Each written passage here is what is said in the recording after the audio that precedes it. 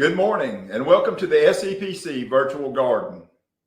My name is David Sherritt and I am part of the SEPC family. We are happy you have joined our family today. We are very excited to have such a huge response to this year's first ever virtual produce inspection training. We are expecting close to 100 participants for today's class. The program is designed to help inspectors and buyers learn proper grading techniques and standards. Today's session is part 2 of the class we held in May. Those of you that complete both sessions will receive your class certification in the coming weeks.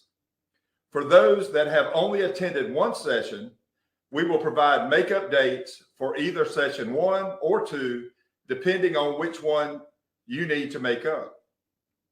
We do have a few reminders and housekeeping items we would like to go over as well. First, I would like to remind everyone to register for Southern Exposure 2022. We are already seeing a large number of registrations, and we don't want you to miss out on the marvel of produce where we will be celebrating our industry's superheroes. Southern Exposure will be held in Orlando, Florida, March 3rd through the 5th. At the Swan and Dolphin Resort. We have made it easy for you to register today during the breaks by either scanning the QR code on the screen or going directly to the website to register. Remember, retail and food service members attend completely free if you are a member in good standing. Airfare, hotel accommodations, registration, and golf are all included at no cost to you or your company. We do require that you attend the Ed Sessions and Expo in return for the complimentary package. Secondly, I want to inform you that we have added an in-person training course for produce inspection training. This will be in addition to our virtual and/or destination PIT training we already do. This class is a personalized training at your facility for your associates. We have contracted with International Produce Training to go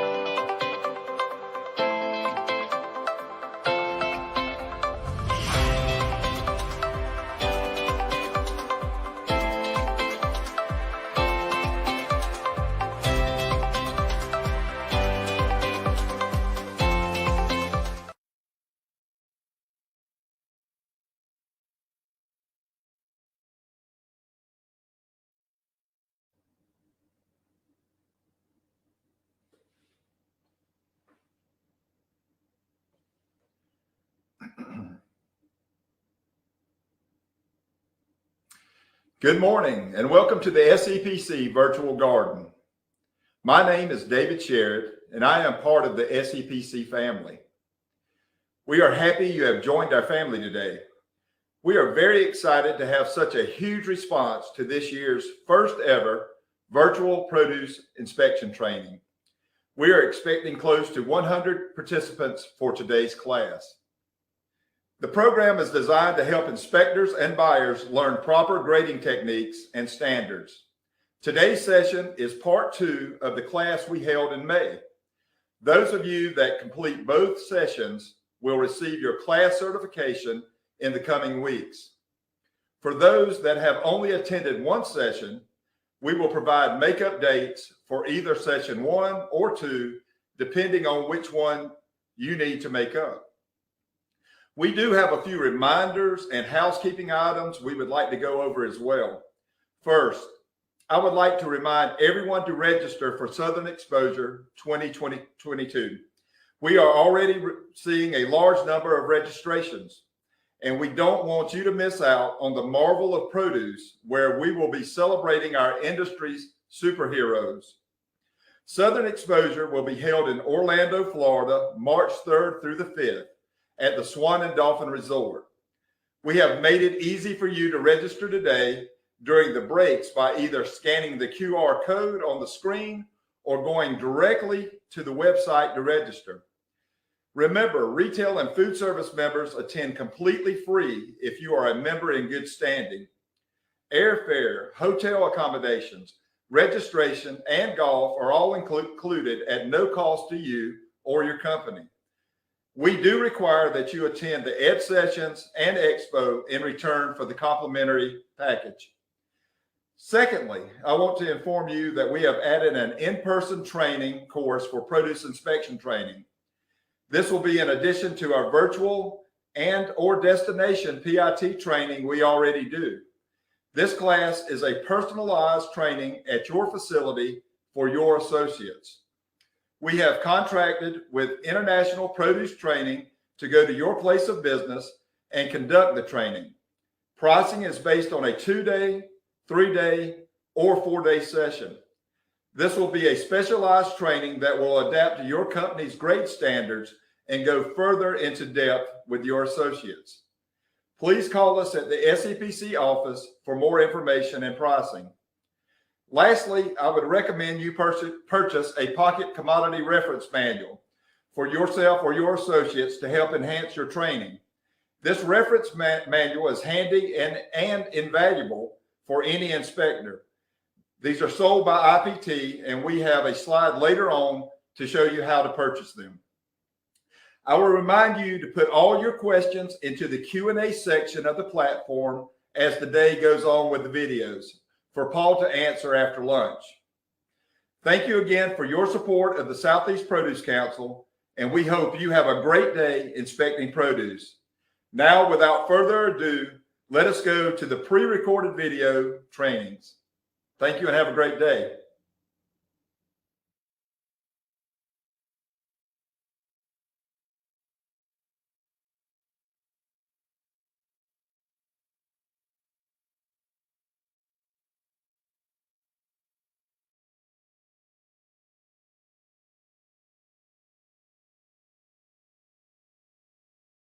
Well, good morning, everybody. Welcome back. We are going to resume and pick up this morning with one of the commodities that has, you're going to find they have a lot of rules. One thing, as I mentioned early on in our first session, was that recall that the USDA really doesn't have any authority to create these standards or amend the standards. That all comes from the industry. And like just about everything else in Washington, D.C., each industry has their own lobby. Personally, I think there's not a stronger lobby out there than the Apple industry. And you're going to see here as we go on that there are a lot of rules when it comes to grading certain defects in apples. And I think a lot of that is attributed to the lobby. As you'll see, most of these rules tend to favor the grower or the shipper. Okay, so we'll get on with a couple of the first defects that have specific rules. And the first one we'll talk about are stem punctures. We're dealing here with a place pack of Granny Smith apples. It's a 64 count. And depending on the type of container that the apples are shipped in, that really dictates how we're going to handle stem punctures. In a place pack, a tray pack like this, you're not supposed to have any movement, or you're supposed to minimize the movement because of the cells of the trays. Therefore, these stems on the top of the apples, which sometimes are a little bit longer than this one, they can get like hard and brittle. And so the tray pack is supposed to prevent the apples from banging into one another and having these little hard stems poke holes in adjacent apples. It'll happen once in a while, but not often. Okay, so if you find stem punctures in apples in a tray pack, in a carton like this, it's treated as a quality defect. And remember the difference between quality and condition defects.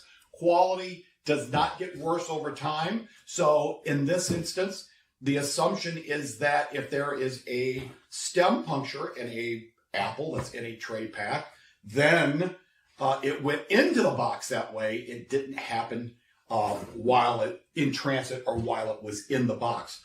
All it takes is one stem puncture in an apple, and that is scored against the 10% damage tolerance.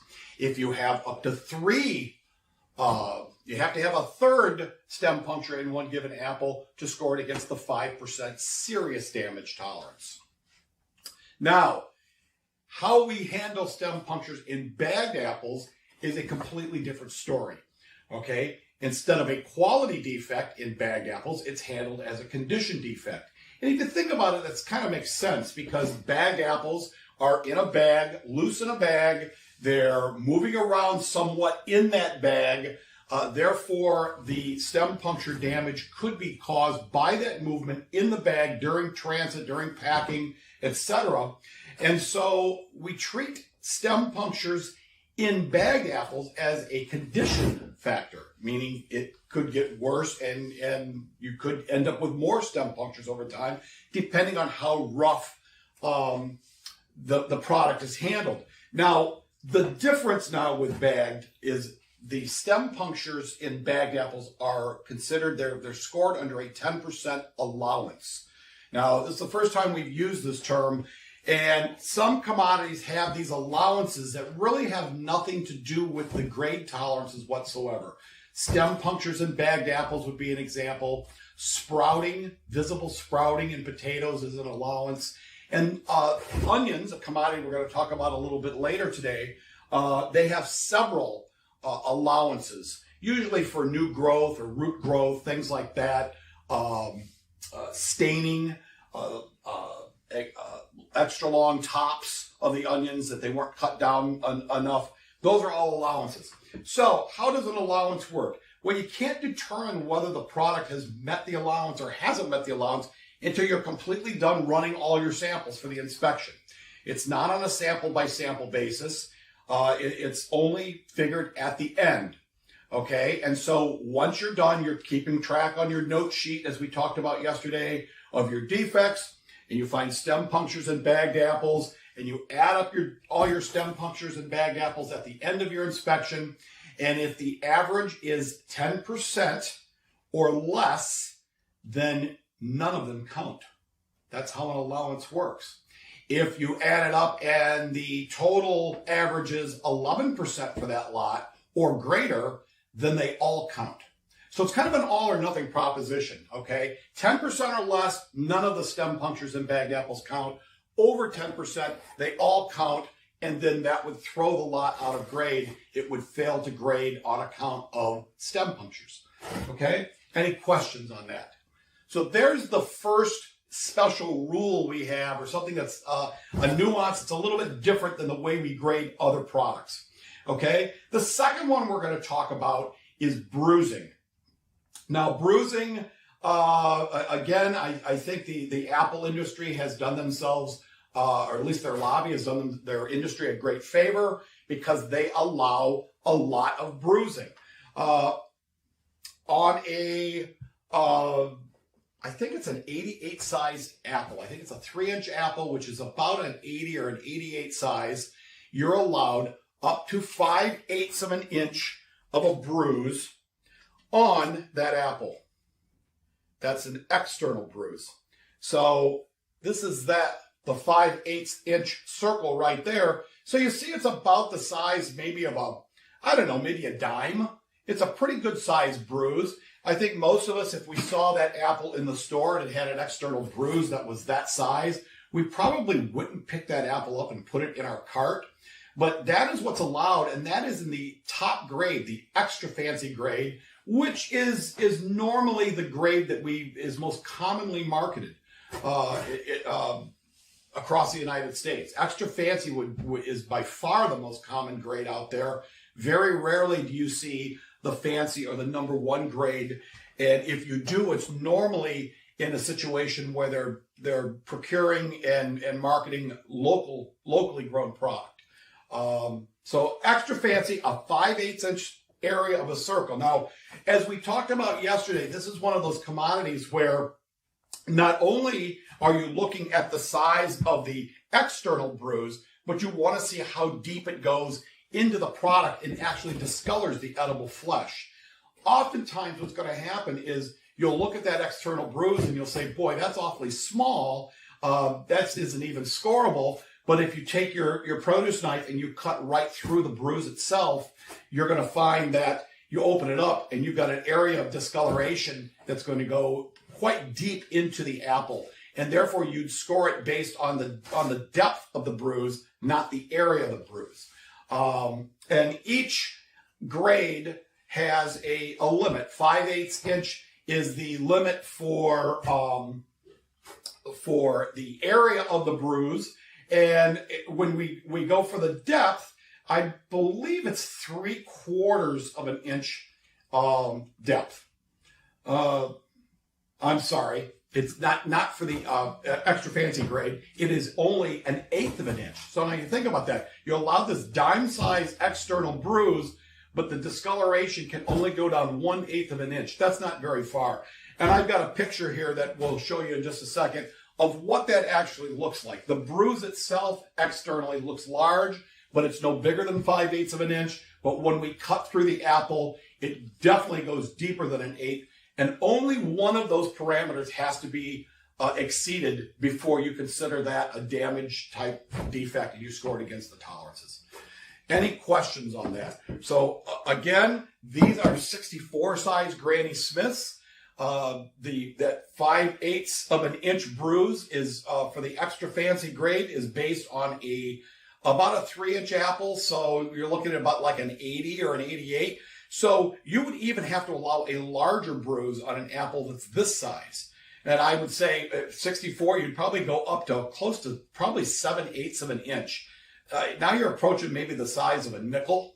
That is a huge external bruise. And so the moral of the story here, the suggestion is don't get too crazy with scoring bruising externally. Make sure that it is big enough area-wise, or take your knife and cut through that bruise, open it up, see how much discoloration, how deep that discoloration goes, and then make your decision on whether or not you have a defect or not. Now, I'm kind of glad we have grannies here, because this next issue comes up quite often with grannies and with Golden Delicious especially, and that is the amount of blush color that you see on the apples. According to the standard and the way the USDA grades, blush color is not a defect. Okay, you can't score it. I know a lot of the retailers, however, want grannies that are pure green and goldens that are pure yellow. And sometimes they will set their own spec up. I know one company in particular set their spec at 0% blush allowed. So in other words, in Granny Smith's, if there was any pinkish to red blush on the apple itself, they would treat that as a defect and score it against the 10% tolerance. This was one of these companies that IPT actually assisted them in creating their specs. My suggestion in this process was, boy, you're really going to cut yourself short in some instances, because blush really starts, it's weather related, and it starts in the orchard itself. If I'm not mistaken, if it's cool mornings, extra cool mornings early in the growing season, that will be what starts the blush issue. And so this company got their spec in place. They said, no, our customers want pure green Granny Smith apples. And so there's where they set their spec at. And within, 6 months, it was the next growing season, they had an issue out in Washington State with cold temperatures during the early stages of growing that crop that year. And this company had to come off of their spec significantly. I think now they allow up to 25% of the surface of the apple in the aggregate, when you push everything together, to have a pinkish rosy blush to it. So again, you don't want to set specs to the point where they're so tight that your suppliers can't meet your spec. That's the best way I know to basically be without product. Sometimes they just won't be able to meet that. Okay, so we've covered bruising, we've covered stem punctures, we've covered blush. Those are some controversial issues. The next one I want to talk about is a defect called bitter pit. This is a defect that is a free from defect. I'm going to show you what it kind of looks like. Is just dark spots. Now, these are just scars, superficial spots on this apple right here. Most bitter pit will start at the base of the apple.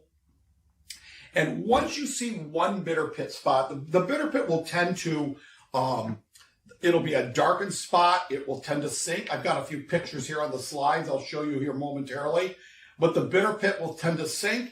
And when you take your knife and you just peel back that outer skin, you will see tannish brown spots that actually go into the edible flesh of the apple. All it takes is one spot of bitter pit and it's scored as a defect. Okay, so in essence, it is a free from defect. You can't have any of it. Once you do find it, it's either scored against the 10% tolerance for damage or injury, or the 5% tolerance for serious damage. Lastly, we'll talk about the controversy. And this is, when you talk about rules, now we're going to talk about a lot of rules. Scoring what they call invisible water core. Okay, there are two types of water core. There is visible water core and there is invisible water core. Now, I'll show you a picture of each. This is the only picture I've ever seen in 40 some odd years of doing this job of visible water core. I have never seen this in the course of doing an apple inspection. Water core that is so bad that you can actually see it either up at the stem end or at the blossom end of the apple externally. I've never seen it. I tell people, I inherited this photo years and years ago. It's what it would actually look like. I know folks I've worked with in the apple industry have said, oh yeah, we have seen it before. And I said, well, that's because you guys are looking at apples every single day, all day. The folks that I work with in the industry at the receiving end, I tell them if they ever see it, not only take a picture of it and email it to me, but give me a call, because I'd like to get on a jet and come see it. Because I kind of treat visible water core kind of like I treat Sasquatch and UFOs. They say they exist, but I've never seen it in real life, and I'd really like to see it before I call it quits and retire. So that's visible water core, and again, it's a free from defect. It is scored on site if you ever see it. All right, now what you will see is invisible water core, and the only way to find this is to actually do some cutting.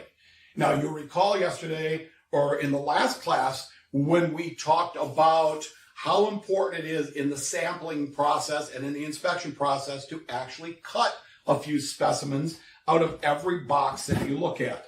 All right, and this is how you find invisible water core. But there are several rules. There's going to be 6 criteria. And, you say 6, boy, that's quite a bit. Yeah, that's what I thought when I first started learning this job. 6 criteria for scoring invisible water core. First off, you can only score it against the extra fancy and the fancy grade. So if you're working and you're buying a number 1 apple, if you find invisible water core upon cutting a few specimens, it's not scoreable. It's not a defect. Okay? It is never scored against the Fuji variety. And I know a couple of grocery store chains have even started to include varieties that are of Fuji parentage, like a Kiku apple. They won't score invisible water core in those. And why is that? It's because those varieties have a tendency to exhibit invisible water core on a regular basis. Very sweet apple. And all of this invisible water core really is, while it looks like internal discoloration, it isn't. It's just like a glassy area inside the edible yellowish flesh of that apple. And it's a concentration of sugar. It's quite sweet. So the third rule is that, and this is the one that's the trickiest, is that you can only score invisible water core after January 31st of the year following production. You got that now? So after January 31st of the year following production. And at first thought you'd say, well, that's not that hard of a thing to keep in mind. That's pretty easy. Well, not necessarily, because the apple industry has a tendency to use controlled atmosphere storage. So they will put their apples, their product, either already boxed or bagged or in bins or whatever, in these large rooms that they can seal tight, and they suck out all the oxygen and they pump in nitrogen and they put the product to sleep. And you can have apples in storage for months on end. And then once they break that seal, reintroduce the product to oxygen, it wakes them up, and it kind of wakes them up with a vengeance. They tend to ripen a lot faster once they've come out of controlled atmosphere. Where this becomes a problem is at certain times of the year, you're not really going to know as you're looking at this product, is this last year's product or is this year's product? And it's not going to say that on the box. It's not going to say that on the bills of lading. So as a QA inspector, what you're going to have to do is call up to your buyer and say, look, we need to get a hold of the shipper. We need to find out what crop year these apples are, because I have invisible water core in them. And if it is this year's product, this year's crop, I can't score it until next February 1st. If it's 2020's crop or last year's crop, now I can score it. And again, the only way to find that out is to call the shipper and say, okay, what do we have here? It's not on the box of the manifest. I have to know, so I know whether or not to score them. Okay, so there's our first 3 rules. Only against the extra fancy and fancy grade, never against the Fuji variety, and only after January 31st of the year following production.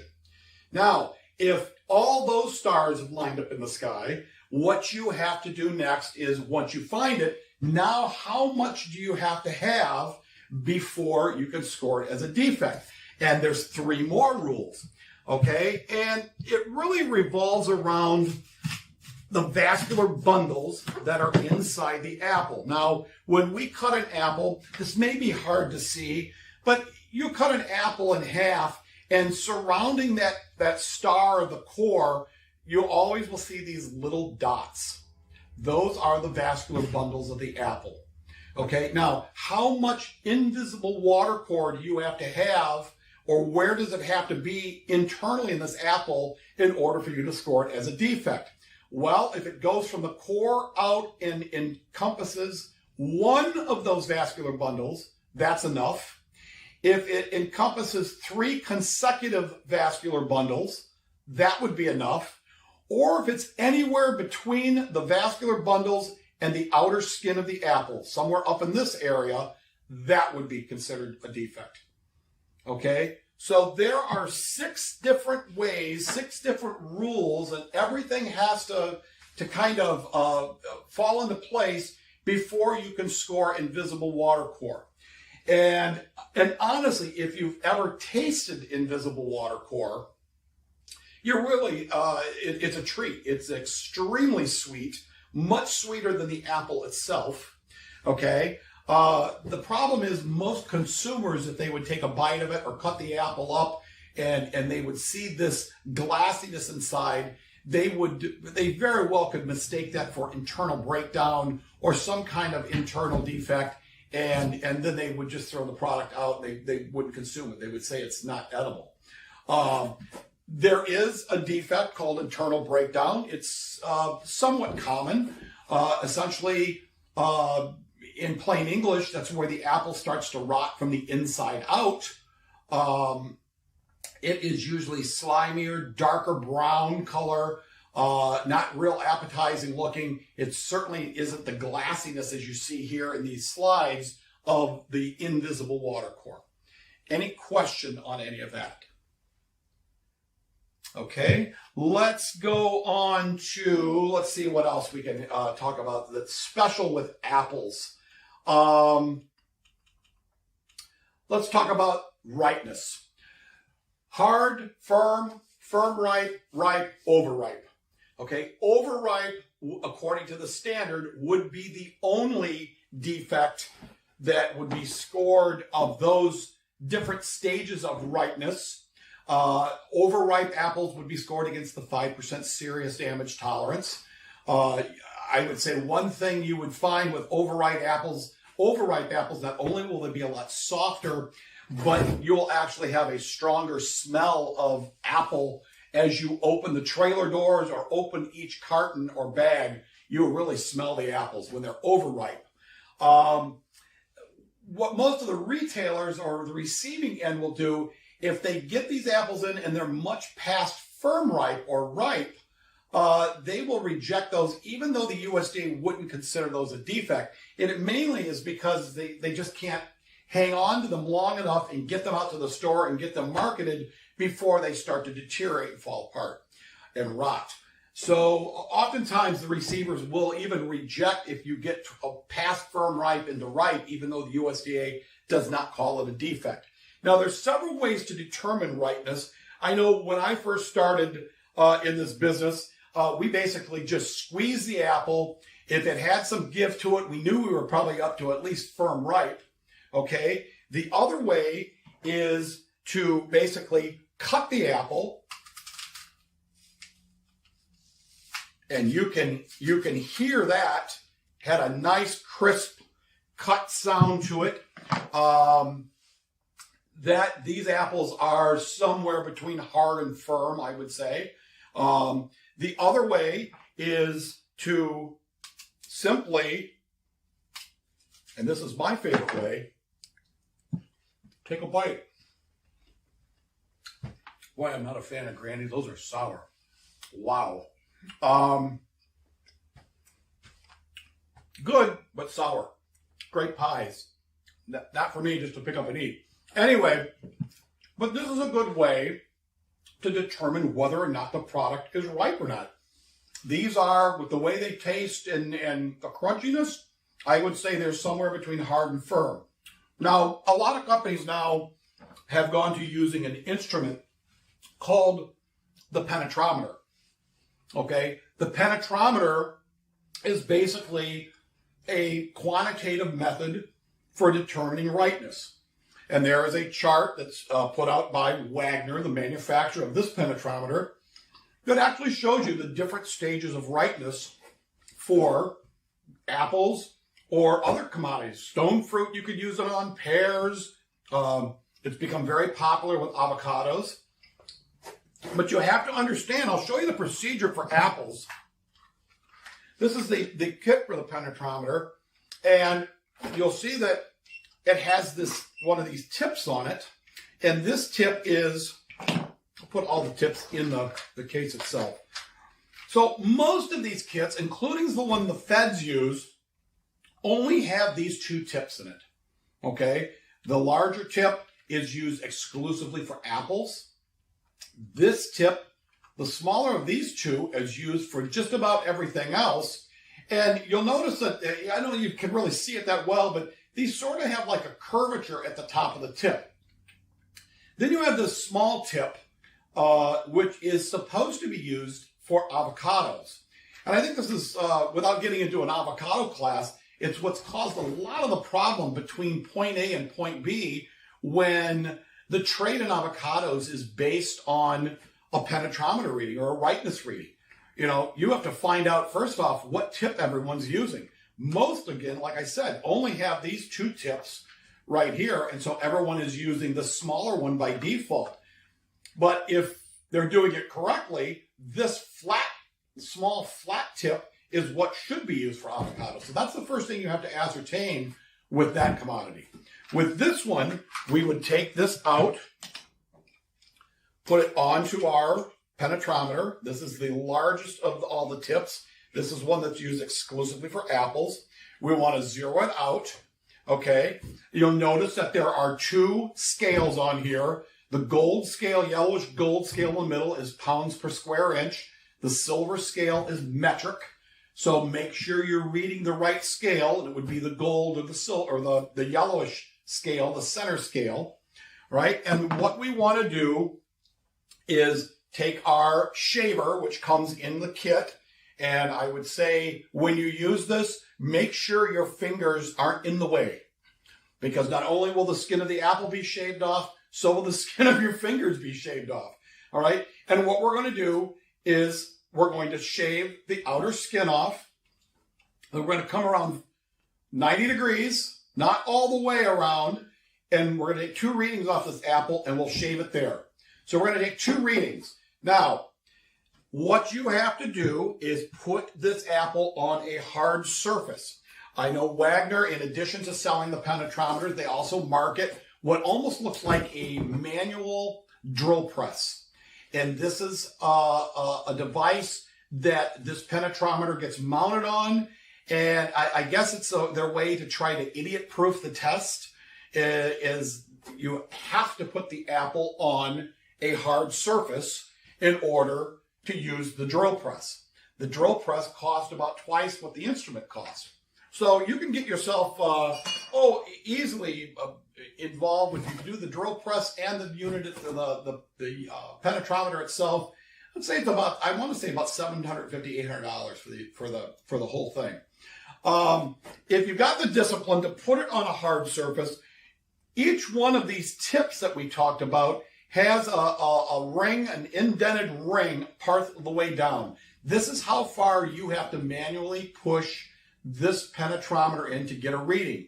If you don't push it in far enough, or if you push it in too far, you get an erroneous reading. Okay, so we're going to take a reading. We've hit our little button at the top of the penetrometer that's zeroed it out. And we're going to see right there to that line. And then we're going to take a reading. And remember, we're looking at that inner scale. And right now I'm a bit over, I'm about 16 and a half. That is pretty hard. Okay, so we're closer probably to the hard scale than the designation than we are the firm designation. I turn this over this way, zero the unit out. And again, press down. And on this reading, I got about 14 and a half. So between 16 and a half, 14 and a half, so we're reading about 15 and a half. That's still pretty hard. These apples have a lot of life left into it.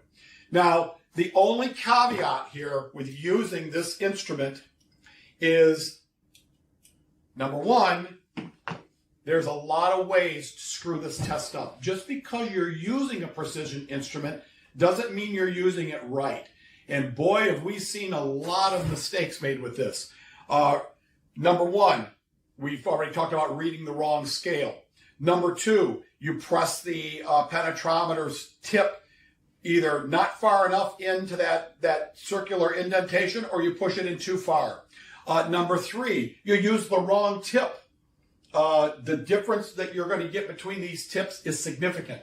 All right, so you have to use the round tip, the right tip. The largest tip, remember, is used exclusively for apples. All right, what else can go wrong? Well, we don't put the apple on a hard surface.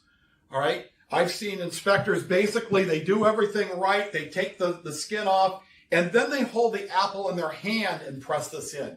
Well, the hands, you're not going to get an accurate reading that way, because you don't have the apple on a hard surface in your hand. Your arm's going to have some give to it. So you're not going to get an accurate reading. What else can go wrong here? I know the way a lot of folks are taught to do this is they take the skin off of one side, then they come all the way around to the opposite side and take the skin off there. Okay, now the only problem is, even if they've gone to this hard surface, they press the penetrometer in on this side on the hard surface, and now they turn it over, and not only do they not have the skin on that side, they also have a hole in the other side, and then they take a reading from this side. It's going to give you some wild numbers if that happens. All right, so remember, the best thing to do is what we did with this apple. We take one reading there, only come around 90 degrees. This way, it doesn't matter what way I set this apple down, I've got a solid side of that apple that has not had the skin removed or not already had a hole poked in it to basically take a measurement and take a test. All right. Lastly, what could go wrong is I've seen inspectors not use the shaver and actually take off skin from the apple itself. Again, you're going to get a drastically different measurement if you don't remove that outer skin. It takes a lot more pressure to basically go through this skin. And a granny, especially, is I'd say a granny, a Red Delicious, they have a thicker, tougher skin than a lot of the more popular varieties we see nowadays, like Fuji's and Galas and Brayburns and Honeycrisps. This is a much thicker skin, and it's going to take a lot more effort to get the penetrometer through there. So again, there is a lot of ways to mess this test up. Make sure you're doing it correctly. Again, this has become a very popular way to determine rightness. We've gone way past the old-fashioned way that I learned, basically taking a bite or listening to how loud the crunch is when you run your knife through it and cut the apple in half. This is what they've gone to, but it is not foolproof, all right? You have to do the test right. Last but not least, with apples, I had one of them here that I had picked up. This one looks like, we talked earlier about stem punctures. That's exactly what that looks like. There was a stem puncture, and here's the downside to the stem punctures. They either will heal over and dry up, or they'll start to decay. This one is awfully spongy, and I have a feeling it's already started to rot, and there you have it. You've got this nice, and this is, you see, my knife has just scooped out the decay that's already started inside the apple. That's really what that gunk is that I've just scooped out of there, is rotten apple. And that was caused from a stem puncture. You see how this box has been turned upside down? Best way to inspect and sample box apples. I've got the empty right here. All I have to do at this point, I've cut some specimens. I've taken a measurement for hardness. Now I'm basically looking for defects. And you can easily put these right back in as you go. Refill the box. I'm looking for a nice bruise that I can cut through and actually show you.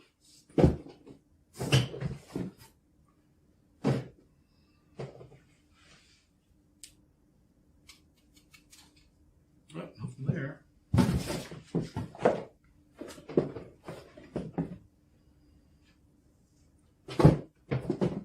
It might be bruised enough to get some traction out of.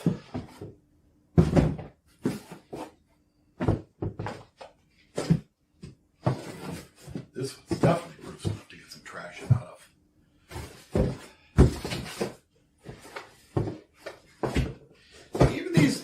hard as these apples were, there is some bruising in here. And just imagine, nice scar. This was probably caused from the apple rubbing up against a limb or a branch. I don't know about you. I would say that detracts, as dark as that scar is, as rough texture as it has, I would say that detracts from the appearance. So that would go against the 10% tolerance for damage or injury in this case.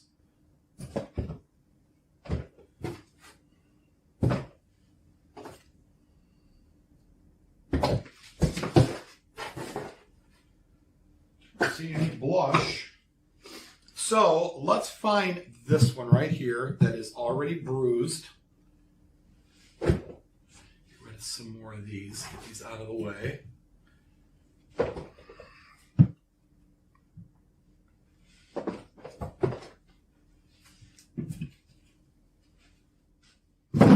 So now we have a real nice bruise right here.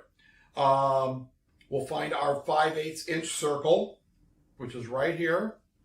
The bruise externally is larger than 5/8 of an inch, but remember, we're dealing with a 64 size apple here, not an 88 size. So I'm going to go up to 7/8 of an inch, which would be about right here. And that bruise fits right inside that circle. And so now what I want to do is, here's my bruise right in this area right here. I'm going to take my knife, I'm going to cut right through the center of the bruise and open it up. And it's not too bad. You're going to have to look close. I don't think this is more than 1/8. So that bruise wouldn't be scored, but you can see right here where this brown area ends right below the outer skin. It started to discolor the edible flesh of the apple, and this is what you'd have to look at. So it would have to be deeper than, it's a bigger apple, deeper than 1/8, so it'd probably have to be deeper than 1/4 of an inch, and that's not even close. All right, so for this large of an apple, that bruise there essentially would not be a scoreable defect. And I know what most people would say is, well, for heaven's sake, I don't know that I would buy that. Yeah, that's the dilemma that we have as consumers. The standards sometimes allow for a lot more defects than the traffic will bear out there. Any questions whatsoever on apples? Remember, there's a lot of rules, a lot of things to know about grading apples. For the most part, it's a very hardy commodity. You shouldn't have a lot of problems with it. If I would have to pick one defect that is going to be the most common of all of them, it's got to be bruising. But just take some care in how you score it and make sure that it's bad enough either externally, area-wise, or depth-wise to actually score it as a defect.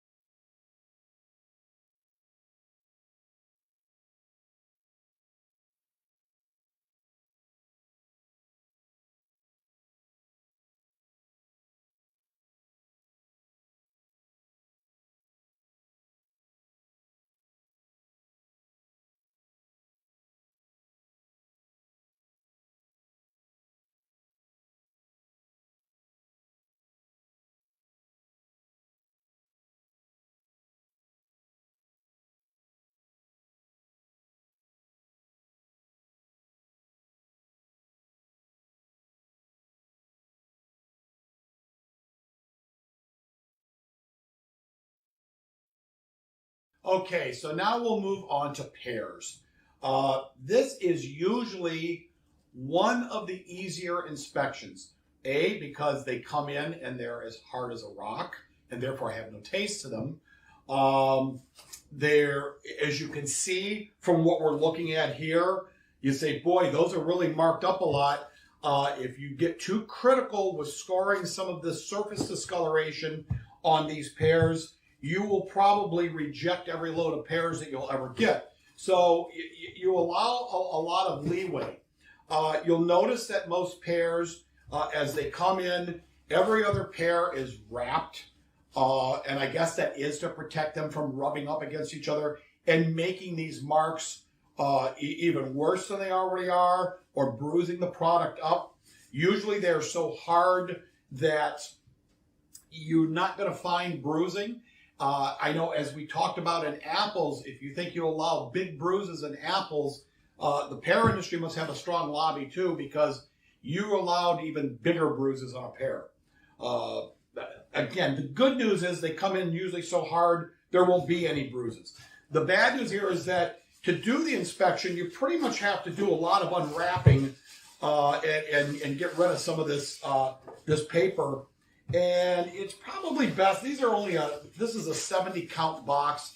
It's best to probably look at just about everything in here. I don't see anything out of the unusual. And we're looking at, you've got some scars, some surface discoloration.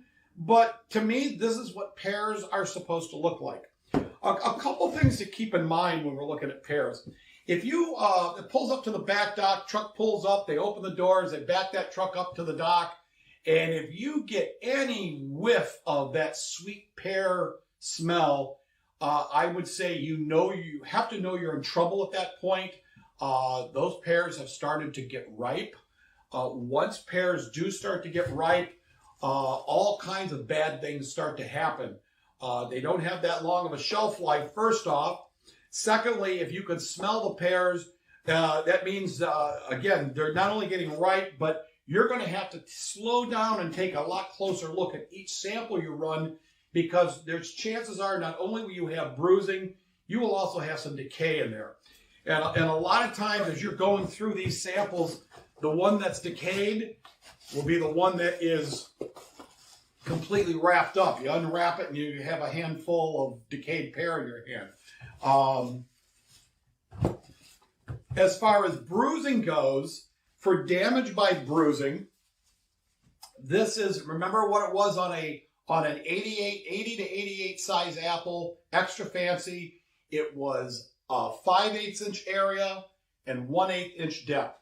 For this one on a 100 to 135 size, or about a 2.5 to 3 inch diameter pear, which would be smaller than these are 70 size, you can have up to a 7/8 inch area of a bruise that can go down 3/16 of an inch. That is significant. That's a big bruise. Again, the good news is they normally they come in so hard that you're not going to have an issue with bruising. We want to cut some of these as we go, just like we do. You can hear that's got a nice crunch to it. Make sure that it doesn't have any what they call core breakdown. In apples, we had internal breakdown. Now here we have the same deal when it starts to rot from the inside out. They call it core breakdown. It's kind of rare to find, okay? Again, don't get too awful critical with blush, not a defect, just like with apples.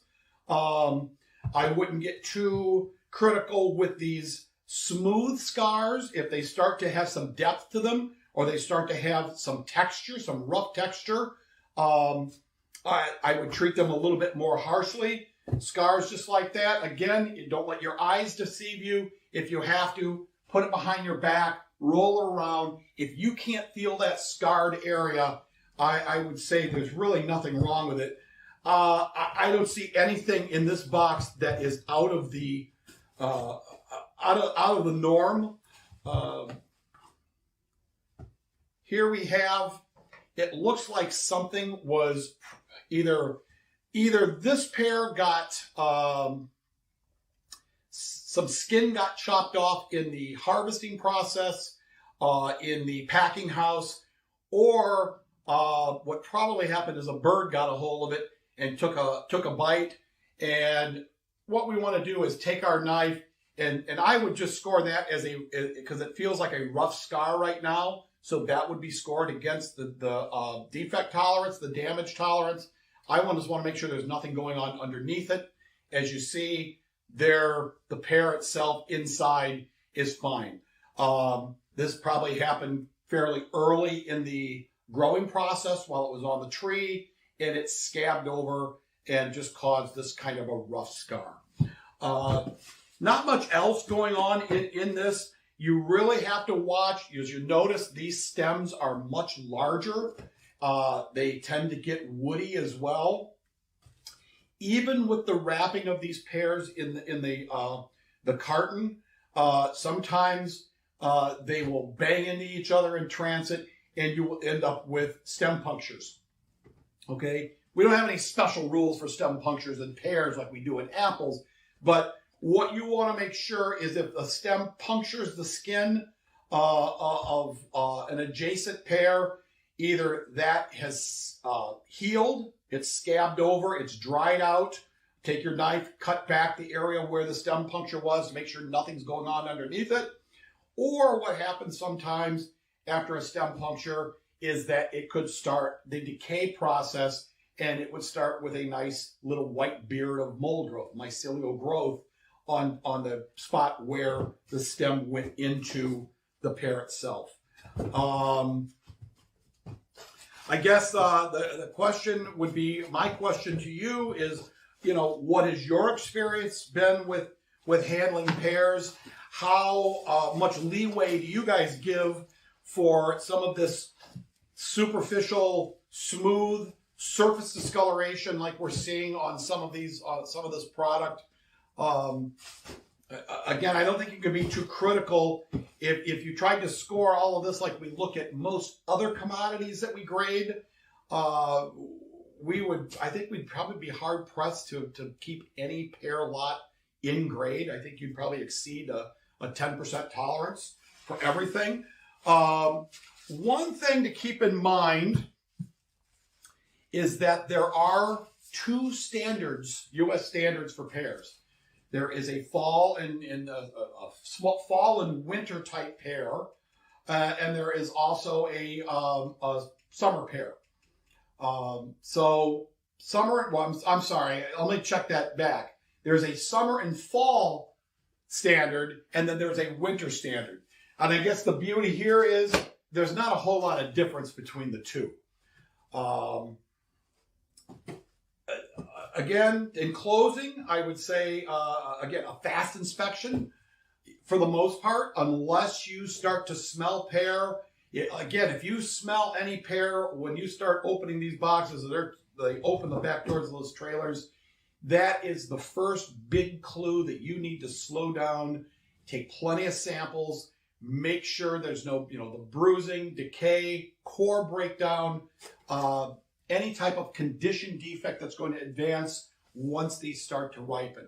The great news is if they haven't started to ripen, you can put these in a cooler, and boy, will they last a long time. They seem like they could last a couple weeks at least before they really start to, again, naturally start to ripen. So time isn't usually of the essence to move these when they come in and they're hard. Any questions on pears?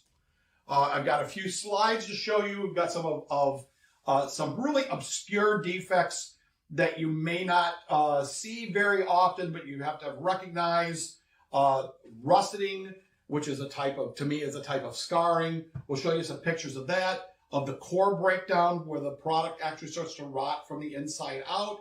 And another insect-related defect called pearcilla that is affected by the scilla insect basically feeding on the outer skin of the pear while it grows, and it causes like a surface discoloration. And that wraps up pears. Any questions?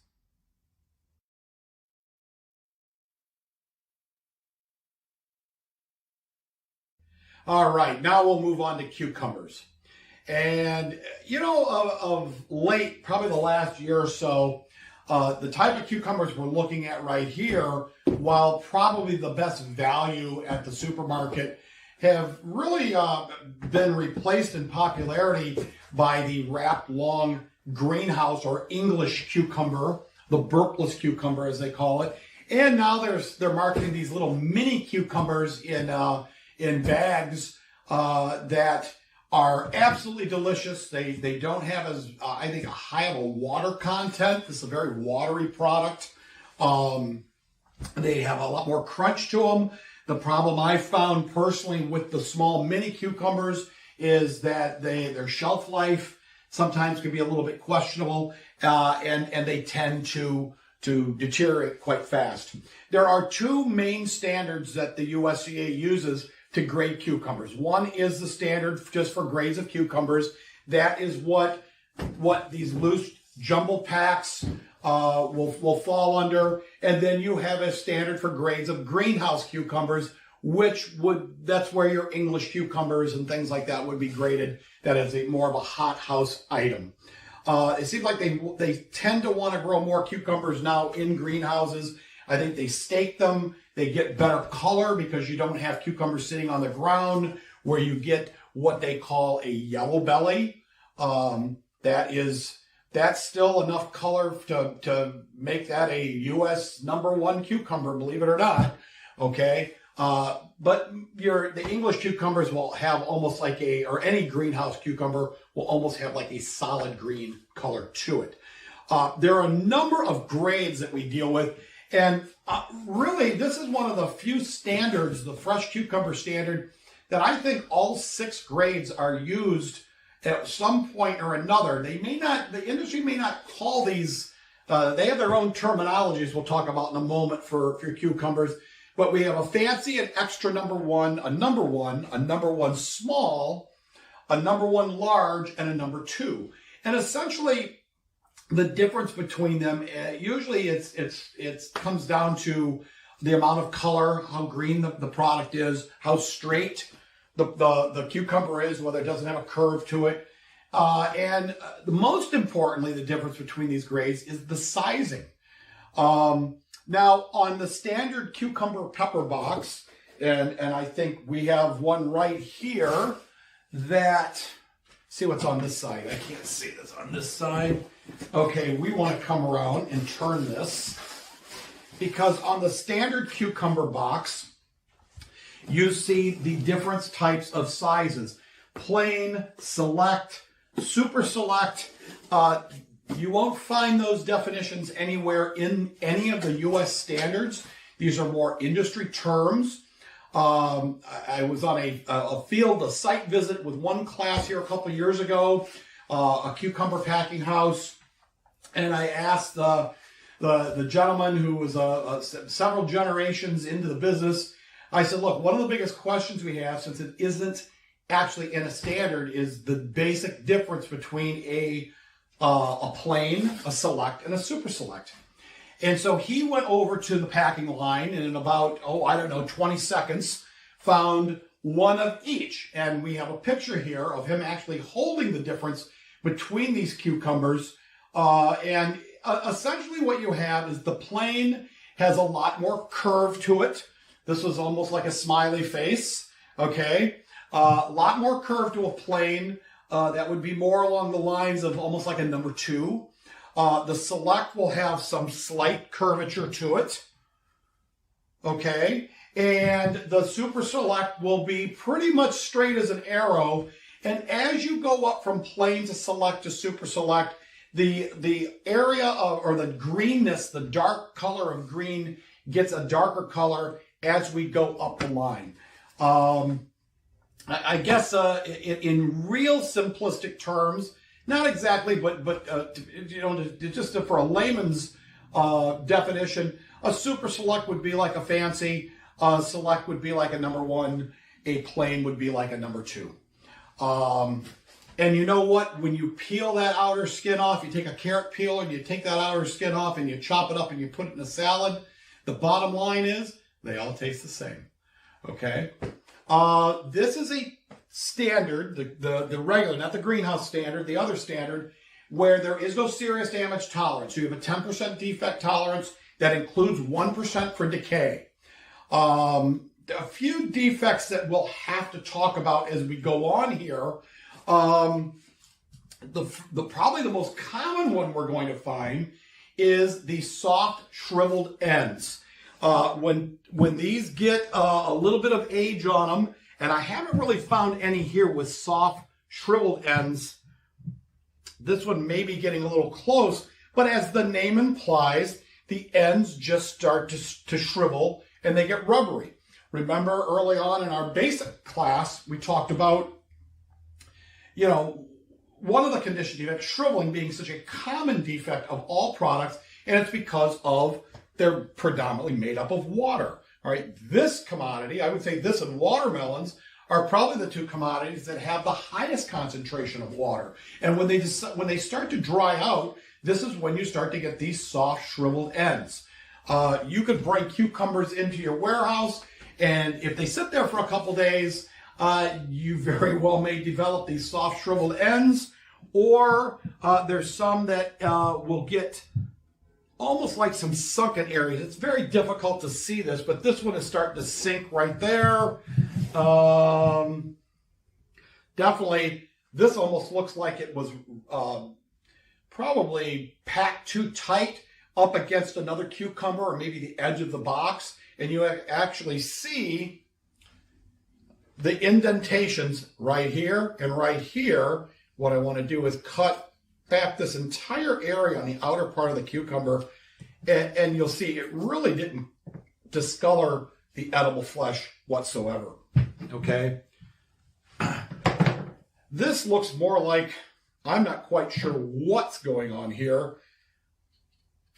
It almost looked like the thing got scraped up. I can't believe it hadn't started to decay.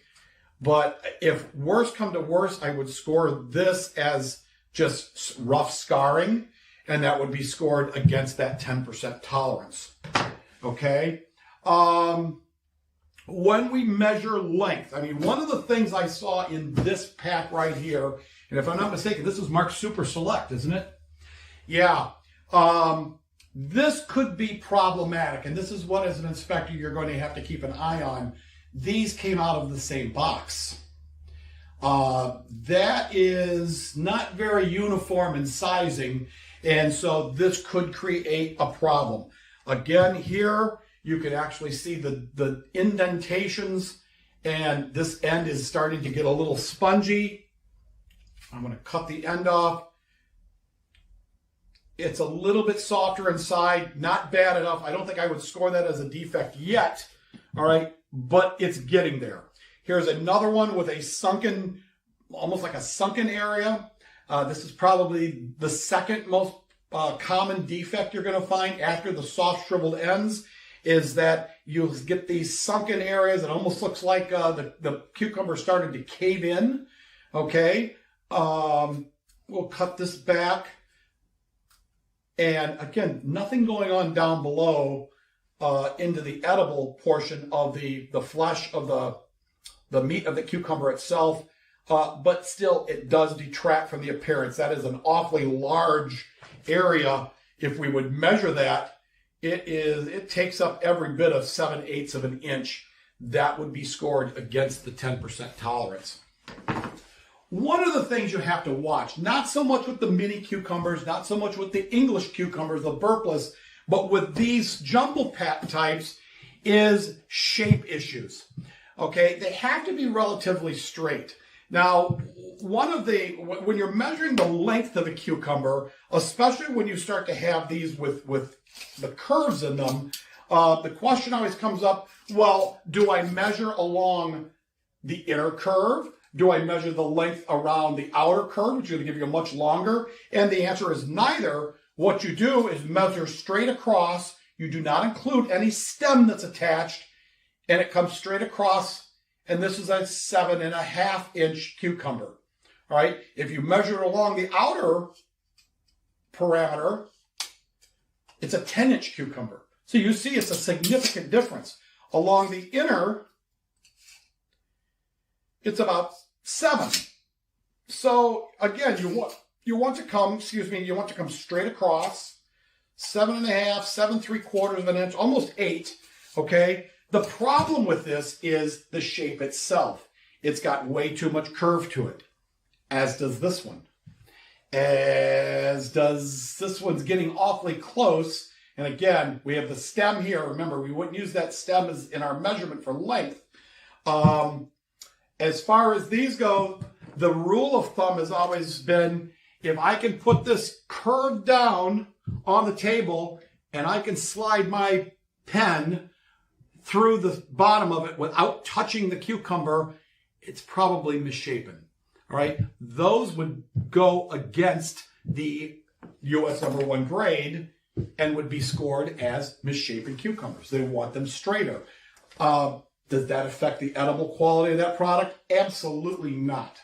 Okay. Those are going to eat just as well as one that is perfectly straight.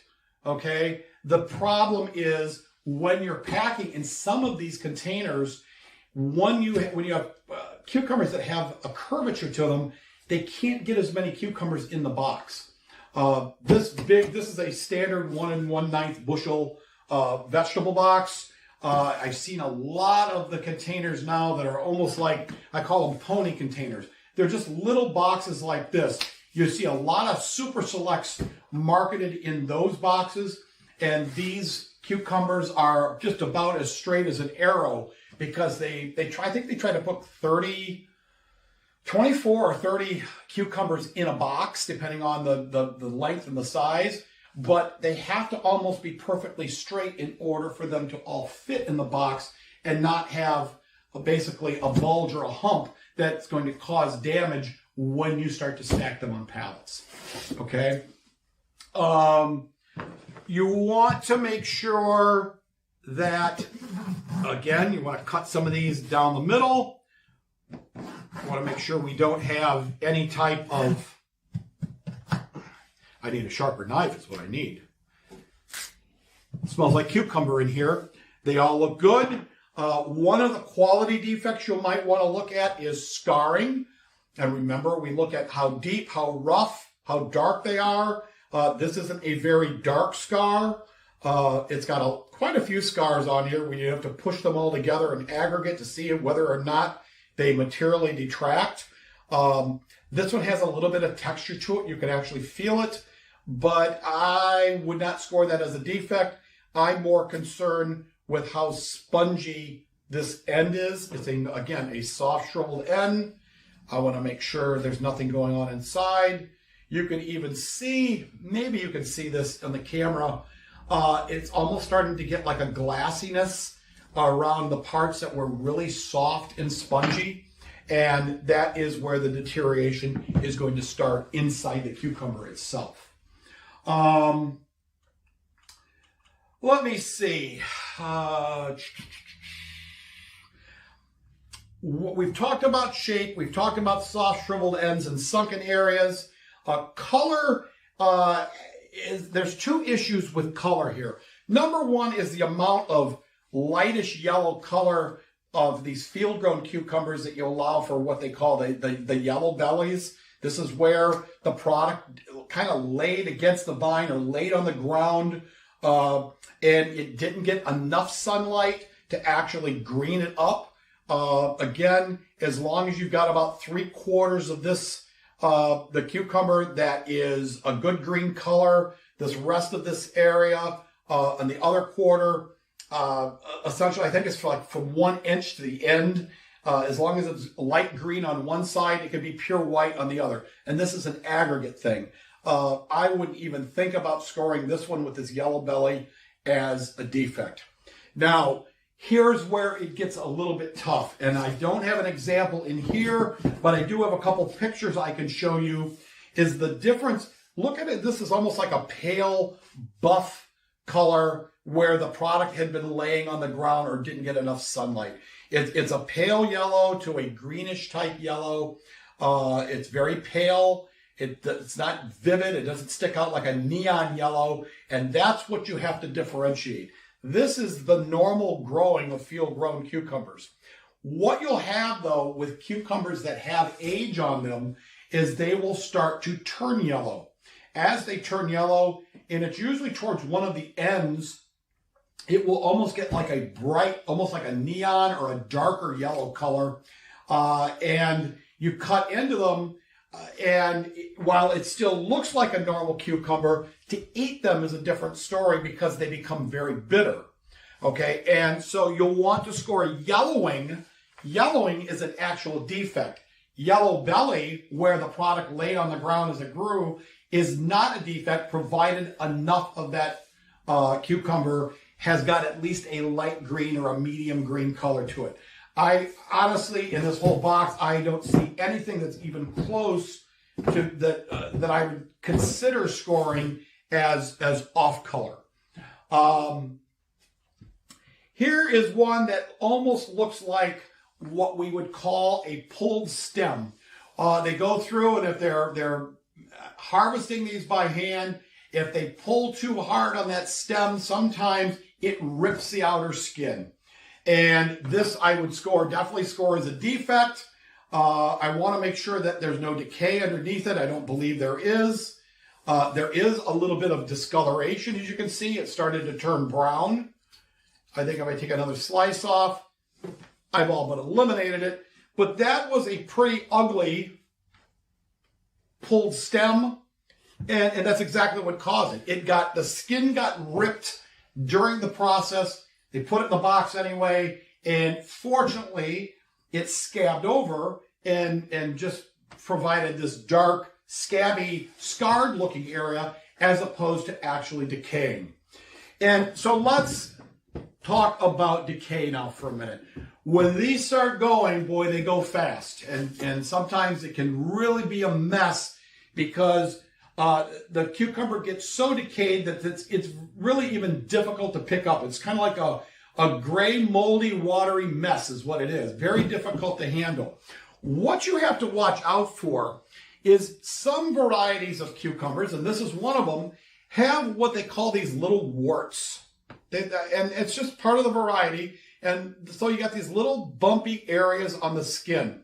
As an inspector, we have to basically take either the edge of our knife or our thumb and periodically press down on these little warty areas here just to make sure they haven't decayed. Now, this is an instance I was working with one of the inspectors from one of the chains a couple years ago, and we were receiving cucumbers in a box very much like this, and we started to find these little warty areas that every time we pressed on one, it popped like a blister. All right, so it was very, very early stage gray mold. Hadn't started to form the gray mycelial mold growth, hadn't grown a gray beard yet, hadn't even grown a white beard yet. Okay, but every one of them popped. And remember, decay is a free-from defect. You can't have any amount of decay before you score it against the decay tolerance. And so we ran several samples, and I think we came up with something like, I don't know, 11 or 12% average early stage gray mold rot, early stage decay. And he wrote up, he calculated all his defects, he took pictures and sent them off to his buyer, who was halfway across the country.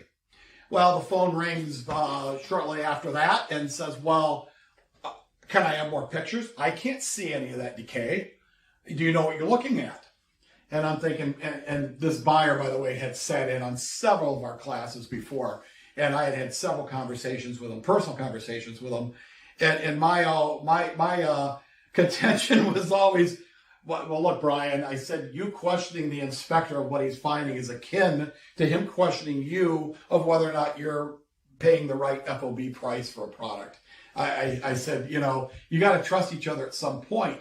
I know when he called this inspector and said he couldn't see the decay in the pictures, the inspector basically gave his phone to me and says, well, Paul, he's working with me here. He'll let you know.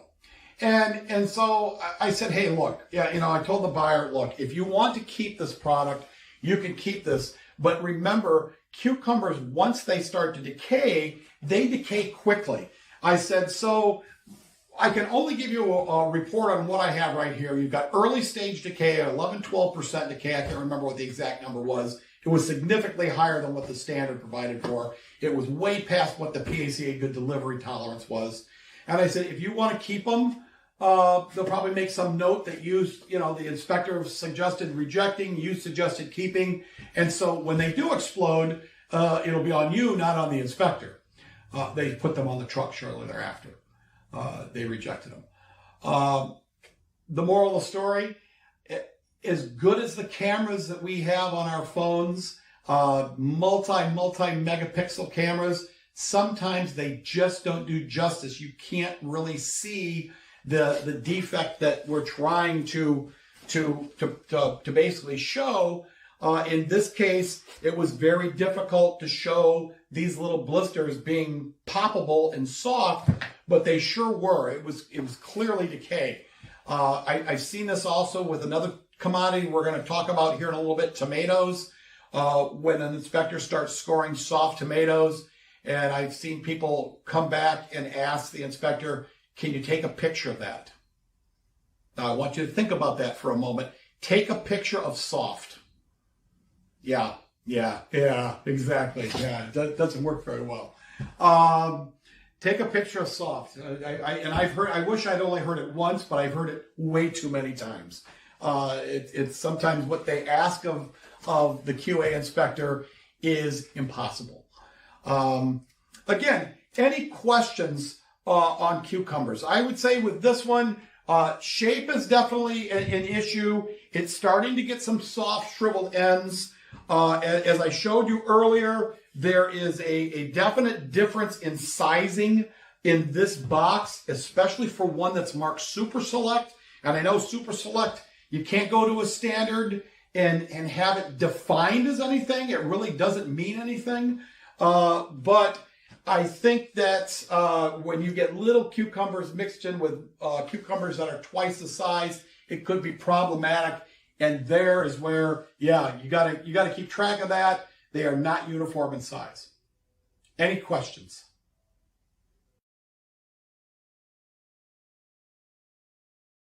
All right, welcome back. Let's talk about cauliflower.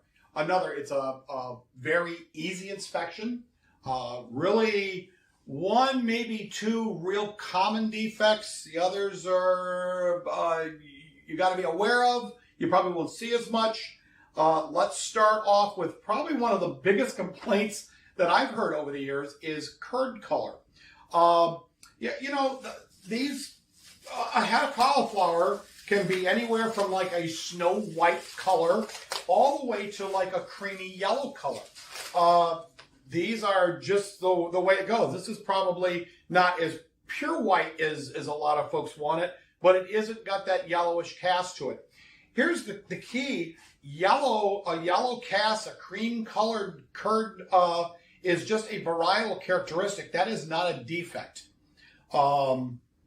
So when we start talking about discoloration, which is brown to black spots on the curds of the cauliflower, is probably the most common defect you're going to find by far with this commodity. And it doesn't matter how you handle cauliflower, either at the warehouse, at the distribution center, at the grocery store, or in someone's kitchen. It seems like if it sits around even under refrigeration for a couple days, it will end up developing these dark brown to black spots, which it really is an easy fix. You take a knife and you can lop those off and you've got an edible product again. It doesn't really affect the flavor. It definitely affects the aesthetics and the appearance of the product. Okay, so keep that in mind. As I suggested in an earlier session, I've always suggested inspectors actually go out and actually either get a burpee catalog, some kind of seed catalog, or go online and just look at the difference in varieties of every commodity out there. In this case, you can see some curds that are almost pure, as white as fresh snow, and some that are almost look like they have a pale yellow cast to them, a cream color to it. Both are just different varieties of the same product. and there is no defect with that respect with curd color. The second thing I want to talk about is a defect which I can't find any in this one, which is the good news, but it's called hollow stem. And it's very common that you'll find occasionally a hollow part of the stem down here. There'll actually be a hole going up into the cauliflower itself. Now, whether this is scoreable or not, the only way to find out is to actually cut the head in half, all right? Because what we're looking at is how high that hollowness goes up. Even if it doesn't have any discoloration whatsoever, all right, the area that's hollow has to go up past the attachment of the lowest curd. So in this case, where if you're looking at this head, we've cut this one in half, the lowest curd is attached right there. It's this one right here, okay? So I could have a hollow area that wasn't discolored up to about where the blade of my knife sits, and I couldn't score that as a defect. If it went higher than that, it's automatically a defect. All right, now, why is this important? Well, if I've got a hollow area down here at the bottom of this head of cauliflower, I need to see what's residing, if anything, inside. Now, it could be insects, it could be worm, it could be just discoloration, maybe there was some insect feeding, it could be decayed, all right? Or then again, it could be nothing, all right? If there's any discoloration or any insect infestation or any decay, of course, we're going to score that harshly, all right? But remember, even if there's no discoloration, it has to come up past the attachment of the lowest curd to score hollow stem. All right, and you'll see this more often than you would think. All right, it is kind of surprising. Okay, we've talked about this being the most common defect, condition defect of cauliflower, and it's this brown to black discoloration of the curds. Now, what you allow is about a 5/8 inch aggregate circle. So you would push all of that together. The 5/8 inch circle isn't a very big one, but I would say, in my estimation, that all of this would fit inside the circle. So what does that mean? That means even with that much discoloration on this head, that's not a defect. Now, you as a receiver or as a consumer especially, might beg to differ with that, but that's what the standard says, okay? Again, to fix this problem, you know, and even old 45-year experienced inspectors have problems with this in their kitchen, like me, all right? My wife and I, we're empty nesters now.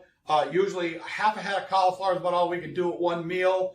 You come back a couple days later, and I would say odds favor that what I've got in my refrigerator is going to look like this. It's a very easy fix.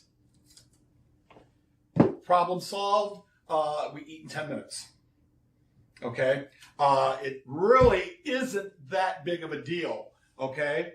One problem I've had a lot of receivers, especially retailers, complain about over the past couple of years is the lack of uniformity in size. Now, you'll never find, and I hate to use that term never, but I've never seen it in all the years I've been doing this, a head of cauliflower that doesn't meet the minimum size requirements. I think it's only 4 inches in diameter. I don't think I've ever seen a head of cauliflower that small, ever. So the industry gave themselves a lot of room. The problem now comes in when you have a pack of, I believe these are 12s that we're looking at, 12 heads to a carton, and I want you to look at the difference in the uniformity of size, or the lack of uniformity in size. You have one gigantic head of cauliflower, you have a little head of cauliflower. Normally, I know when I go to the store, I see these and they're priced by the each. Which one do you think is going to go first? Yeah, I would buy this one, even though I know that I'm going to have to be scraping brown to black discoloration off within a couple days, because I think that one there, by the each, my wife and I could get 3 meals out of, where we might get 2 out of this smaller one. This is a drastic difference in size, in sizing, and this has been one of the biggest complaints that we've seen or we've heard from the industry itself, the receiving industry on the other end, is lack of uniformity of size. So we've covered hollow stems. We've covered the most common defect. How we handle decay is kind of like we talked about with peppers yesterday or earlier. We treat, depending on what part of the head itself is affected by decay, is what tolerance we're going to score this against. Okay? Any decay of the curds, which I'm going to say is very rare, or any decay that's in the butt of the head is scored against the decay tolerance. Okay? Any decay of these attached jacket leaves, however, is scored against the serious damage tolerance. Now, this can get a little dicey because if you see these external jacket leaves starting to decay, you have to ask yourself, I wonder how long the decay is going to migrate from the jacket leaves to the actual curds themselves. Again, when you do an inspection, you can only base the results on what you've got in front of you right now, and that's why we've got these things called re-inspections after the fact. Okay? Remember, decay of the jacket leaves goes against the serious damage tolerance. Decay of the curds, decay of the butts go against the decay tolerance. Now, we've got a couple other kind of obscure defects that we're going to talk about next. One is essentially it's cuts, or I've seen inspectors call this mechanical damage. Just like the dark discoloration of the curds, you allow an aggregate 5/8 of an inch area. And so if they've handled this product rough, sometimes you'll get the curd just almost looks like it's been chopped out, and you can actually see the stems of the curds down below, and that would be, again, mechanical damage, and you would score that against a defect if the circle's bigger than 5/8 of an inch. Okay? There's also cuts. I don't know if you've ever seen this product harvested, but it's a miracle. I watched some guys in a field out in California a couple of years ago, and boy, they'll take this big, long machete-type knife or long knife, and they whack this thing right off at the close enough that they can, so they don't have a handle down here. And then as they rotate this head in their hand, they're whacking away, cutting off the jacket leaves that are protecting these curds, because they want to expose the curd so they can wrap the heads and for presentation in the carton. So I sat there for, I don't know, I watched them for about 15 minutes because I guess the part of me was waiting to see if any fingers were going to fly.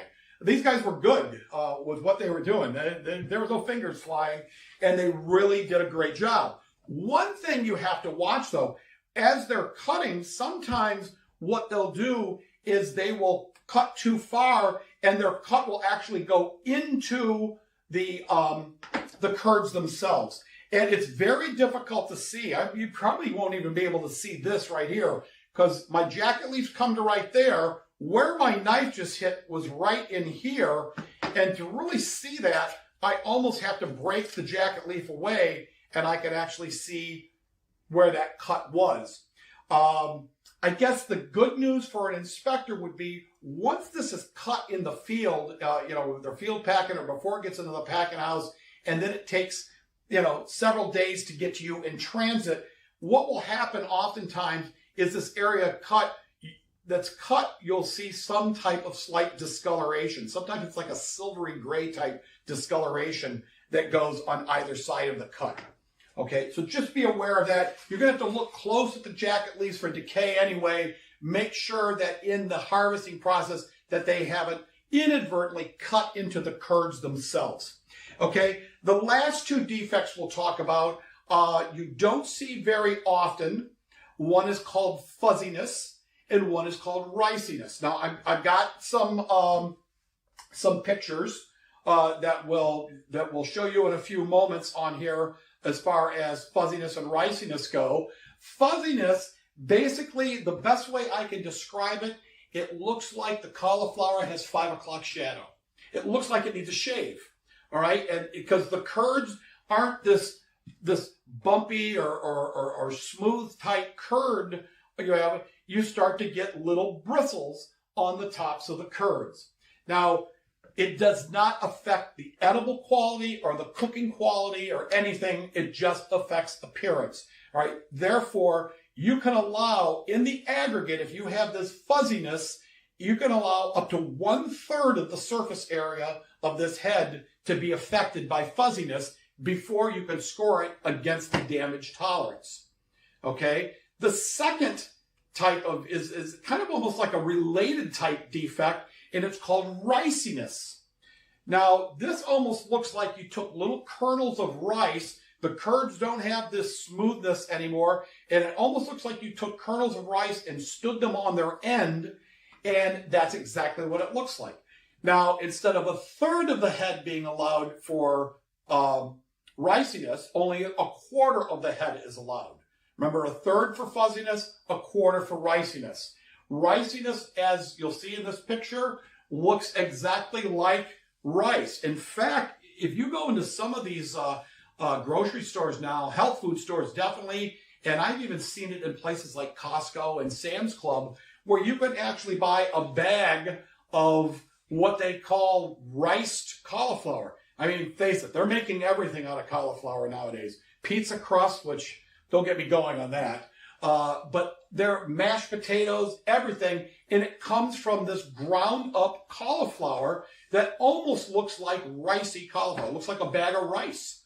And that's exactly what this defect looks like in this product. Okay? And as you can see from the pictures, you won't see a whole lot of riciness and fuzziness. Just be aware it exists. Just be aware that you're allowed a lot of it. And most importantly, for as you can educate your customers, just be aware that it doesn't really affect the usability of that product. It's still edible. It's still just as it's good old cauliflower as if it wasn't fuzzy or ricey. Okay. Again, we talked about the jacket leaves. Keep in mind that's always a serious damage defect. And then again, if you have any other questions, I'll entertain those now. As always, you can, if the questions come, your questions come up later on, always feel free to email me or give me a call, and we'll get you an answer as soon as possible. Thanks a lot.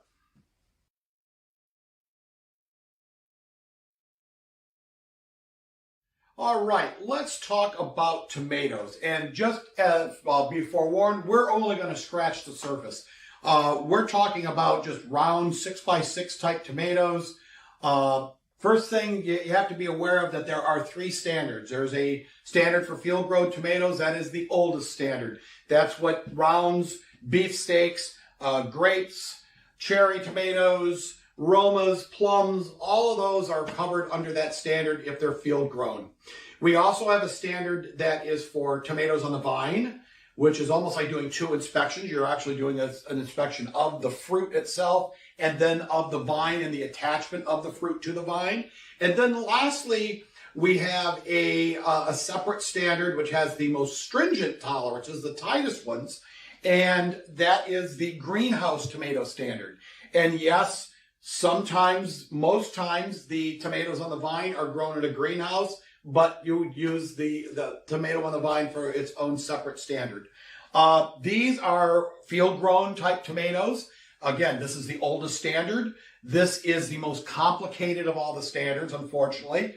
And so I'm not going to go really into all of the defects right now, but we will flash those up and you can actually see. And if you have any questions, we'll cover that at that time.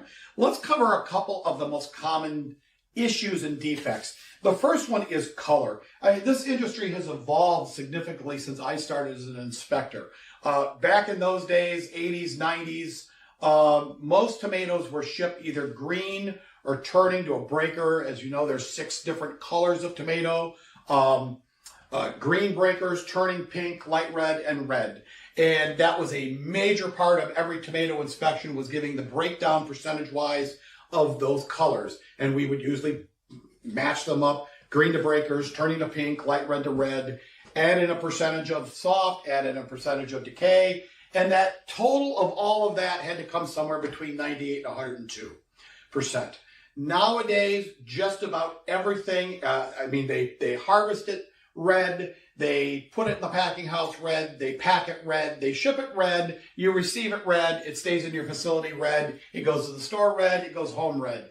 I don't know how they've done that. I've got a few ideas, but I don't have any proof.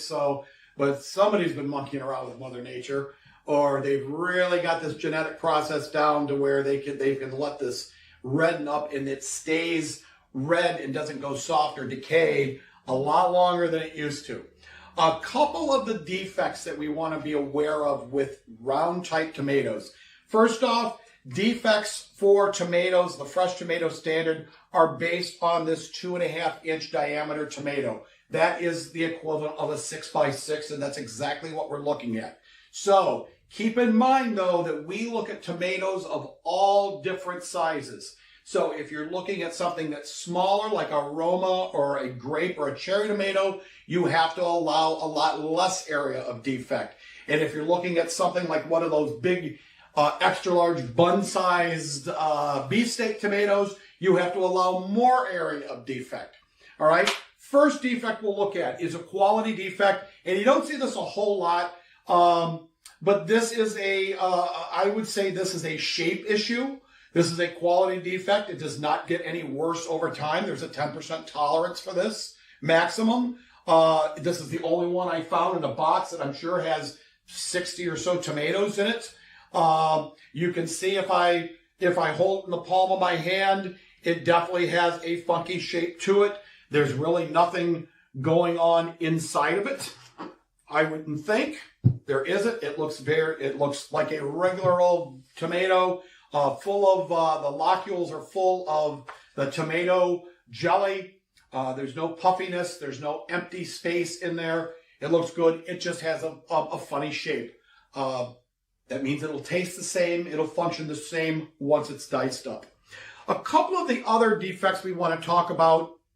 It's another quality defect, and scarring. Now, there are 3 types of scars that you'll find in tomatoes. The first is one that is a pollination issue, and it's called a zipper scar. And what you're allowed is an aggregate to go, length of a zipper scar to go from the stem all the way down to the base and the blossom end. And here you have one. It's kind of rough, but it is one straight line from the stem all the way to the blossom. So you would allow that for a zipper scar. Sometimes it doesn't just form one scar. Sometimes it branches off and there's a couple. And this is where the aggregation comes in. As an inspector, you have to basically put those 2 pieces together, or more pieces, however many there are, and then guesstimate whether or not it would, if once you put them together, it would exceed an area longer than stem to blossom end. Okay, so that is a zipper scar. Second type of scar is just a scar that has been caused by, this could be caused by getting hit with hail. It could be caused by insects. It could be caused by rubbing up against the tomato vine in the field. It's a rough scar. What you're allowed on a 6x6 tomato would be a 3-inch aggregate area, 3/8 inch aggregate area of scarring. Now, 3/8 isn't very big. This scar, I would say, would fit in that little 3/8 inch circle. When you put all the pieces together, it would still fit in there. So that scar would be allowed in the US #1 grade. The last scar that we find, and this is a very weak example of it, because usually they're much deeper, they're much rougher, and they're much larger, is called a cat face. All right, cat faces are common if you are in the business of carrying heirloom type tomatoes. It's very difficult to find an heirloom tomato that does not have a cat face. They're quite rough. They can be quite deep, and there is the problem. You treat them same area-wise, 3/8. So usually a cat face is so big that it will more than take up 3/8 of an inch. This one is the start. This is an early cat face, early stage cat face. It's not very big.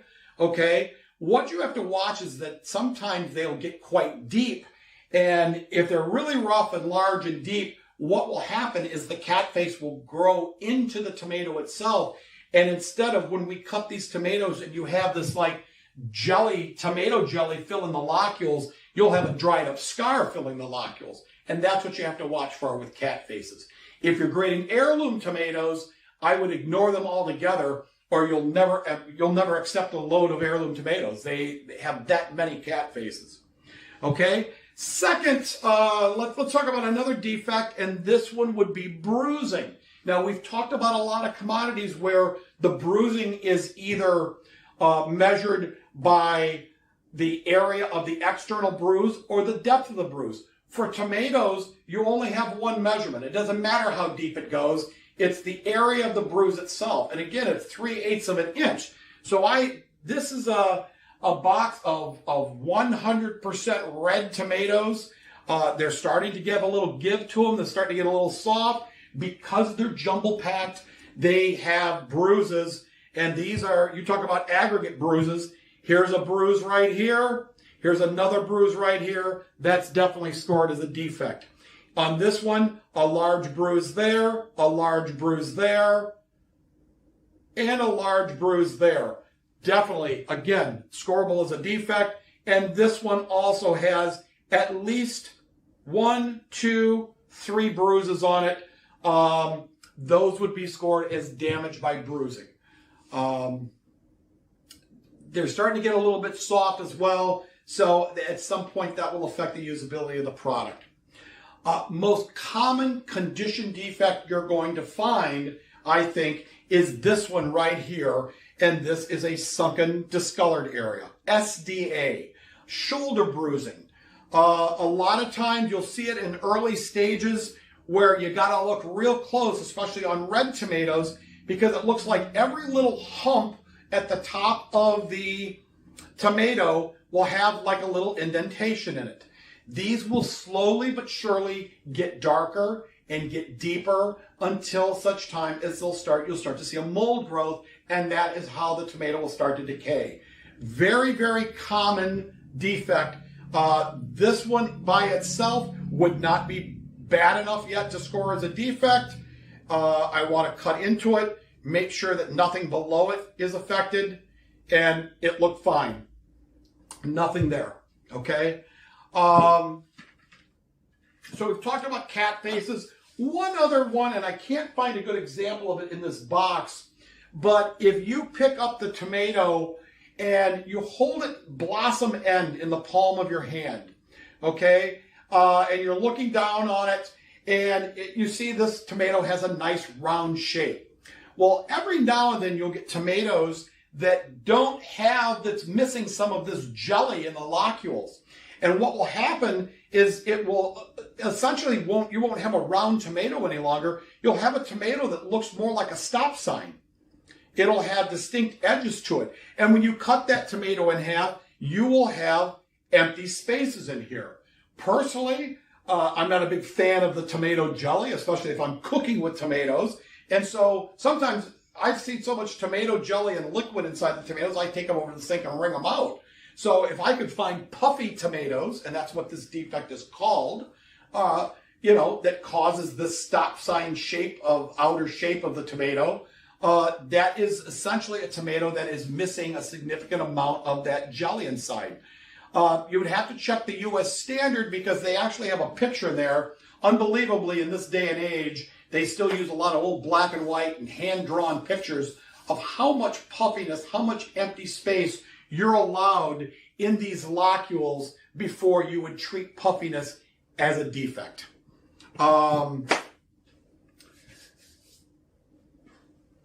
Lastly, when we talk about soft and decay, all right, for tomatoes, these two defects they're reported separately, but there is one tolerance for a combined soft and decay. For the field-grown tomato standard, it has the highest decay allowance or tolerance of any of the fruit and vegetable standards. It's 5%. Okay? So if I had 5% decay in these tomatoes, I could have 0 soft. If I had 3% decay, I could have 2 soft, and so on and so forth. It's a total combined between the two defects that are reported separately of 5%. Last but not least, you've got to determine softness sometimes. Tomatoes are supposed to be at least fairly firm. This is where I think a lot of inspectors, including yours truly in my early days, got themselves in a bind a couple times of inspection, because I feel some of these tomatoes, and this one is a lot softer than this one, but it almost has to be approaching red water balloon stage before the feds would actually score this as a soft tomato. Now, I got a photo up here that I use, and it shows a picture of 4 tomatoes, and we'll put this up here, and you tell me which one of these are soft. Any questions? Those are the major defects and the major issues dealing with 6x6 or round type tomatoes.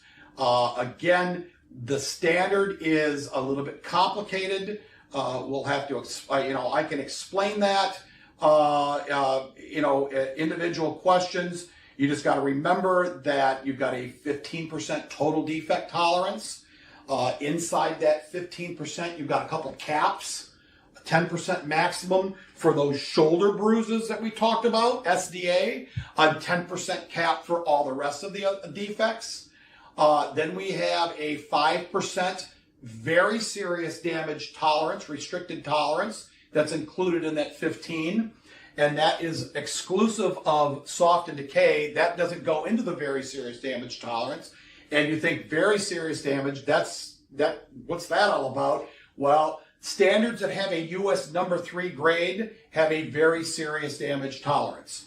Okay, damage goes against a 1, serious damage goes against a 2, very serious damage goes against a 3, and that would be a defect that would very seriously detract from the appearance. It really has to be coyote ugly.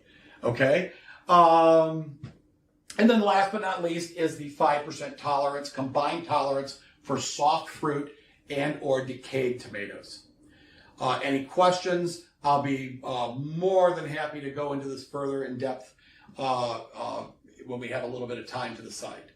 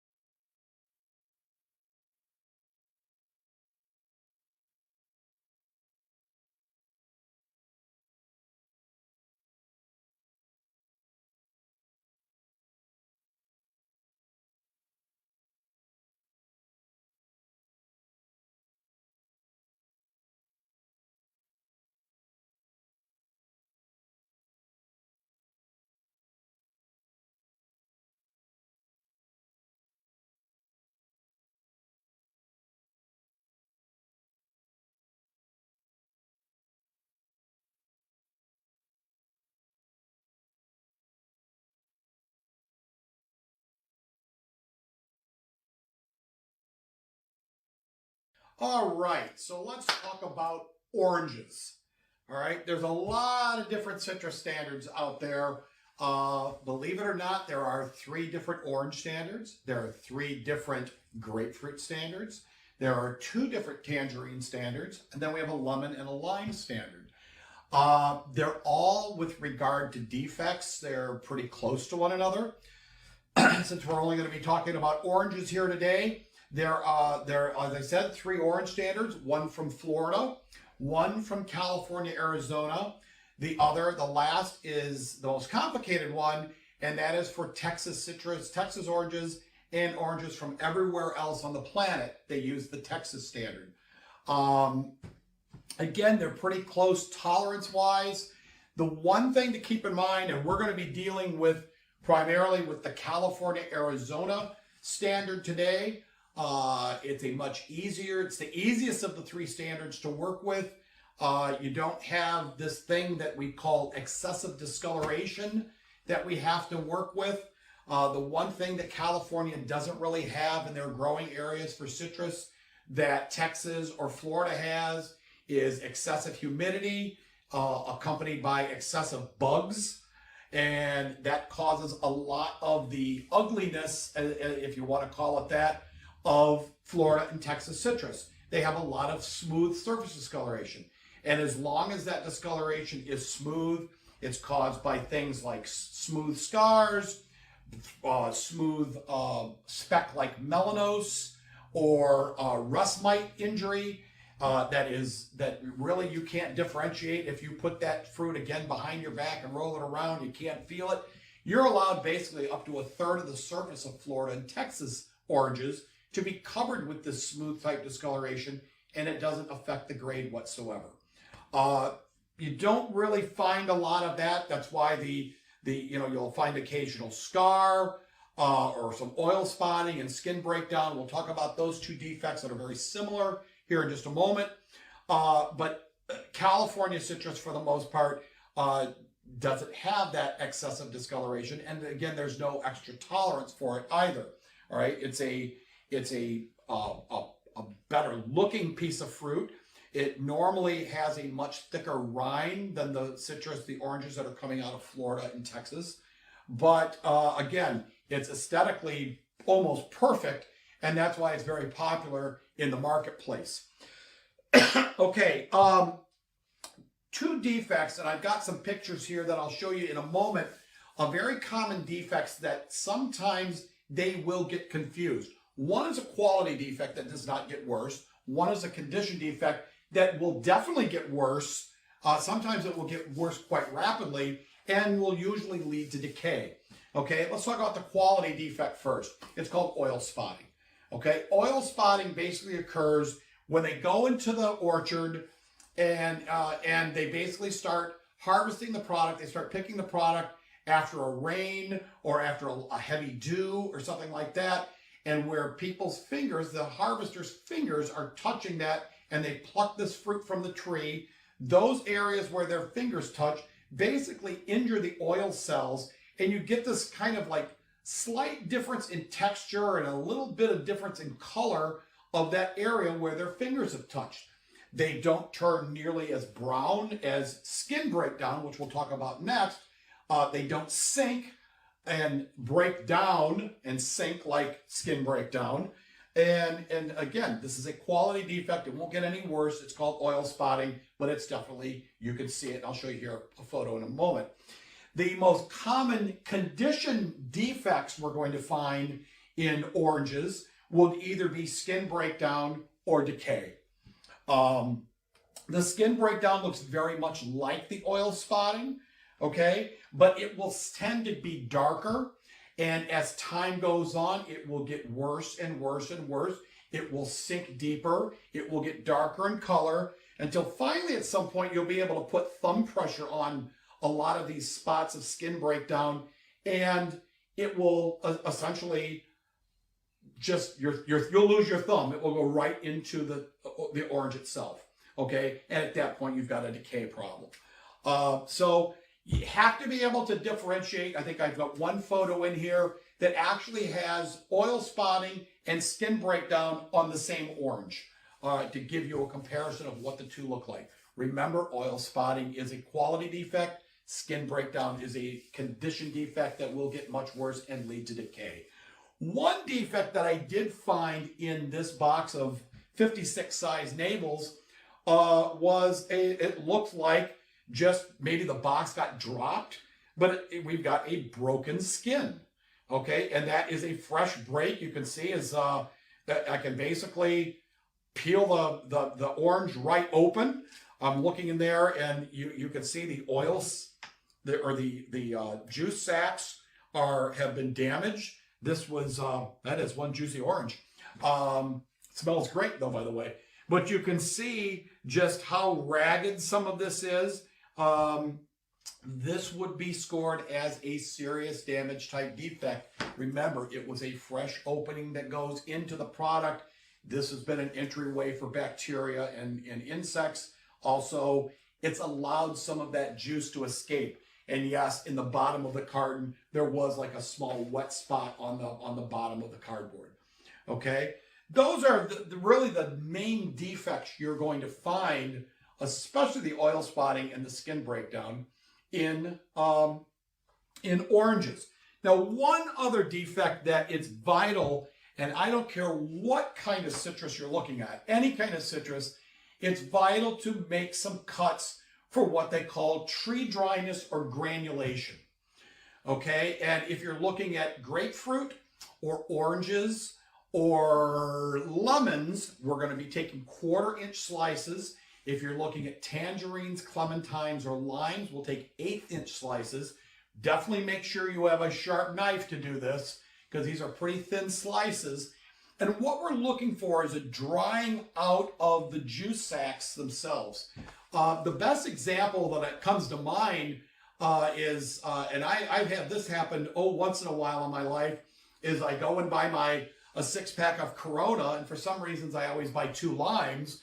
Well, you know, after you go through the 6-pack and you've used 1 lime, you've got that extra lime left over. You know, you'd think after all this time I'd learn only to buy 1 lime. And that lime sits on the counter. What happens when that lime sits on that counter for a week and you don't use it? It gets kind of hard, doesn't it? It gets almost like a round hockey puck. All right. And if you cut into that lime, you'll notice that the juice sacs inside have started to dry out. There's not much juice left inside that lime. This is exactly what we're looking for in this tree dryness or granulation. Now, what causes this most of the time is cold temperatures. If they have a frost in the orchard, well, then that can in the grove, that can cause it. Federal inspectors are very leery about calling anything chilling injury or frost injury or freezing injury unless they have actual temperatures in the course of doing the inspection that will basically back their call up. So we've come up with they came up with this term called tree dryness or granulation. And I guess the only saving grace here is not only could it be caused by cold, it can be caused by age, it can be caused by too hot and dry of temperatures as well as too cold of temperatures. But there is a procedure that we're going to use. And again, remember, for oranges, we're going to be taking 1/4-inch slices, just like we would for grapefruit and lemons. For tangerines, clementines, and limes, they would be 1/8-inch slices. The first thing we have to do is cut down to where we can actually see orange. So we cut the end of the orange off, and we can actually see the juice sacs. Now I'm going to go in about 1/4 inch, and I'm going to make a slice. This is the maximum amount of space you would have allowed to be dried out. Okay, if there's any more going into the orange, it is considered damage. Now, again, like everything else we look at, this is an aggregate type of thing. So if only half of this is dried out and the other half has got a lot of juice in it, we would take our next 1/4-inch slice. Okay, and if half of this was dried out, then I would allow half of this slice to be dried out. And then if there was any more inside the orange right here, it would be damage. Now, let's go back to how would we score serious damage. This entire amount here And this entire amount here, both these slices could be completely dried out, and then it would still take drying out of these juice sacs right here. After we've taken our first 2 slices, if I found any more here, then it would be serious damage.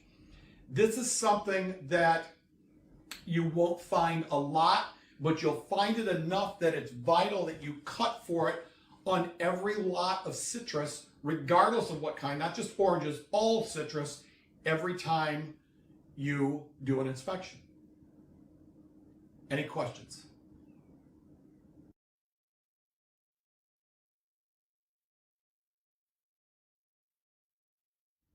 All right, let's carry on now with cantaloupes. All right, normally a pretty easy inspection. Few things I'm going to show you really have to watch out for.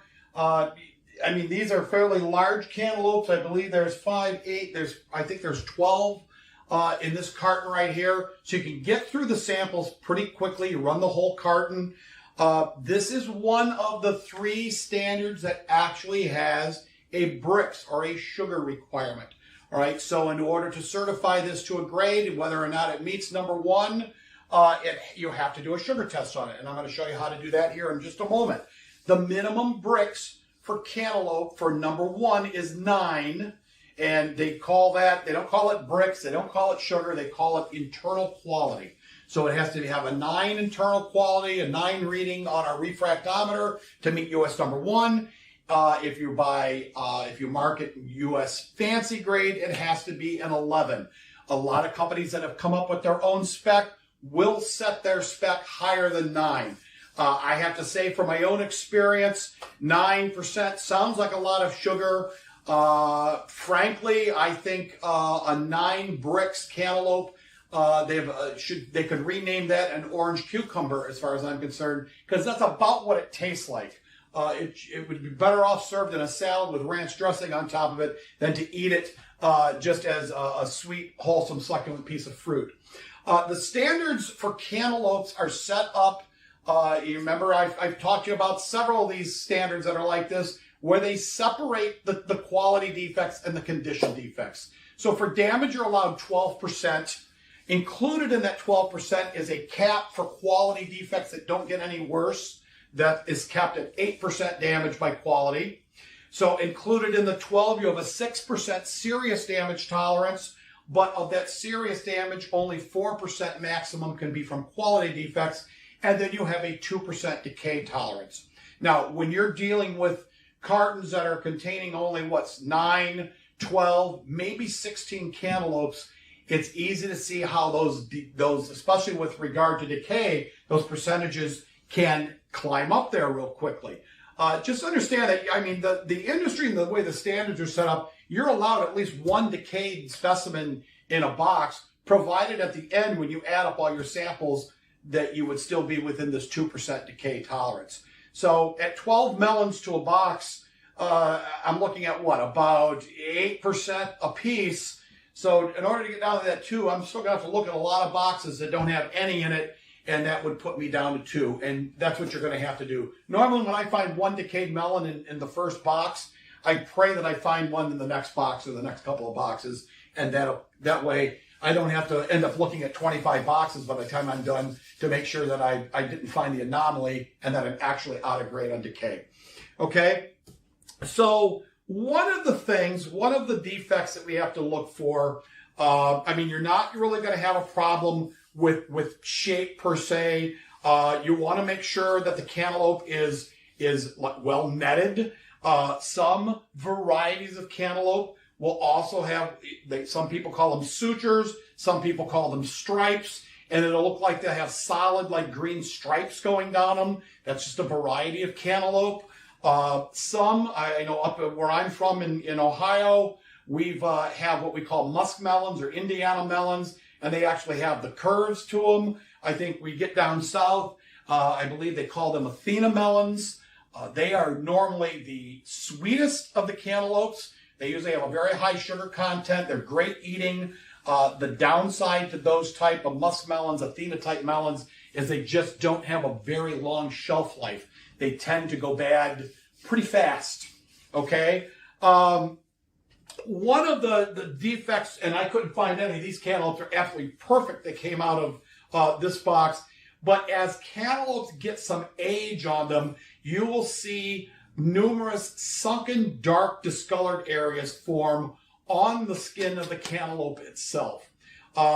Sometimes, if they get really advanced, you could put some thumb pressure on those areas and your thumb will go right into the cantaloupe. At that point, it has already started to rot. Okay? Again, that is with cantaloupes that have that are older, that have a little bit of age on them, and just so keep your eye, be mindful of that. As far as decay goes, there are two major types of decay that affects cantaloupe. One is fusarium rot that almost looks like, oftentimes you'll find it towards the bottom of the melon or somewhere in the rind. It almost looks like the rind has started to crack and it will get kind of dark. It's a very slow growing type of decay and it almost gets like chalky. And once it advances enough, again, you put any thumb pressure on it and your thumb goes right into the melon. The other type of decay has it's probably led to a lot of the foodborne illness that's been associated with this product. You'll notice that these cantaloupes here all have a stem on top. These are called no-slip cantaloupes. This is a no-slip variety. In other words, they have to cut this melon off the vine. Now, what we've seen a lot in the past is cantaloupes that essentially they go up and you give a little tug to that cantaloupe off the vine, and the stem pops right out and stays with the plant, and then you have what we call a no-slip instead of a full slip. In other words, you have a stem scar up here. Well, when you see those varieties, and they're still actively marketed, although we're seeing a lot more, most of them now coming in with stems, the no-slip is essentially, the full slip that has the stem scar up here, essentially that is where you have to do some checking for decay. It's a second type of decay that affects cantaloupes called cladosporium rot. And the best thing to do when you don't see that stem there is to take your thumb and put some thumb pressure on it. You want to make sure that it isn't slimy or is it too soft. And again, you don't want to pierce the skin and actually, have your thumb go into the cantaloupe. At that point, you'll know that it's rotten. What happens a lot of times is because of the netting on the outside of the cantaloupe and the rind, and because of there being a slip up here, a stem scar that is a harbor for bacteria and decay, a lot of times we've seen outbreaks of foodborne illness. Someone will come in with their clean knife in their kitchen, their clean cutting board, everything is clean, but they didn't bother to wash the melon off, and they didn't notice that stem scar probably had some decay in it or it was getting soft, and they take that clean knife and they cut the melon right down this way, right through the stem scar.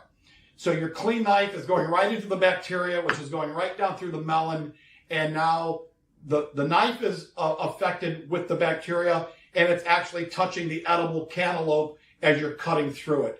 Honestly, the best way to cut a cantaloupe is sideways like this, okay? Not through the stem, or especially not through the stem scar. We've seen in the last couple of years, as I said, a lot more on newer varieties that basically they have to clip because they know that they've had this problem with the stem scar and the cladosporium rot and the bacteria. All right, so keep your eye on those things. One thing that we'll want to do, sometimes you can pick up the cantaloupe, and I don't think we're going to have the problem with these, but you can even shake the cantaloupe and you can hear liquid inside. At that point, you have to determine whether or not you have what they call liquid in the seed cavity. All right, and the way to determine that is you take the cantaloupe stem side up or stem scar side up, and we're going to cut through this right at the equator, right through the middle, okay? And what we're going to do is lay this open. Now, if there is liquid in there, what you're allowed is one side to be filled with liquid, and if that liquid overflows the cavity and drips down the side, now you have damage by liquid in the seed cavity. All right? But that isn't all you have to determine. There's 3 factors that go into this. Number 1 is just the excess of liquid in the seed cavity that overflows. That's damage. But if you also see, because of the liquid in the seed cavity, that the flesh of the cantaloupe has now gotten almost like glassy or mealy or spongy or soft, then that would be serious damage.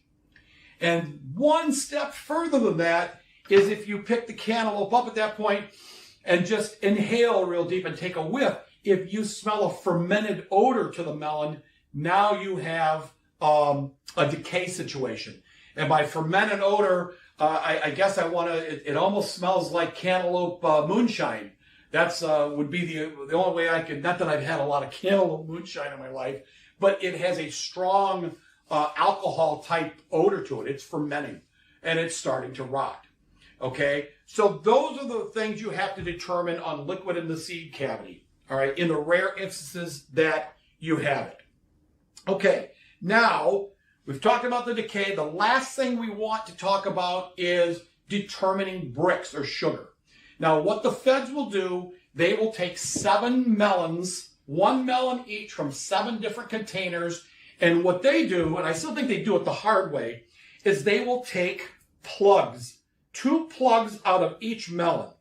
Now, the only problem with this, you can do it this way. And I take 1 plug out. So here I have a plug, but I got to make sure that I take this rind off. I only want melon. Occasionally, because these are large melons, I didn't get down far enough, but on the smaller melons, you'll not only have rind on this side, but you will have seeds on this side. So the seeds would have to be cut off this end. The rind would have to be cut off this end. And the only thing you want to crush to obtain the juice is the melon itself. Now, there's another way to extract this instead of taking 2 plugs out of each melon and then making sure I cut everything down like this. Is once you've cut these open, to look for internal quality, look for any problem in the seed cavity, look for any mushiness inside. You're cutting to see if there's any bruising or any discoloration following bruising. You can also simply take plugs this way.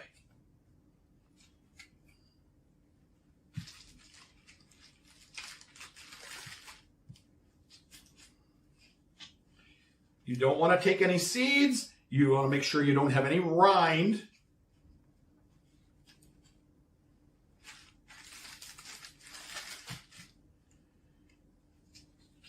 We'll see if I can give you a good guesstimation.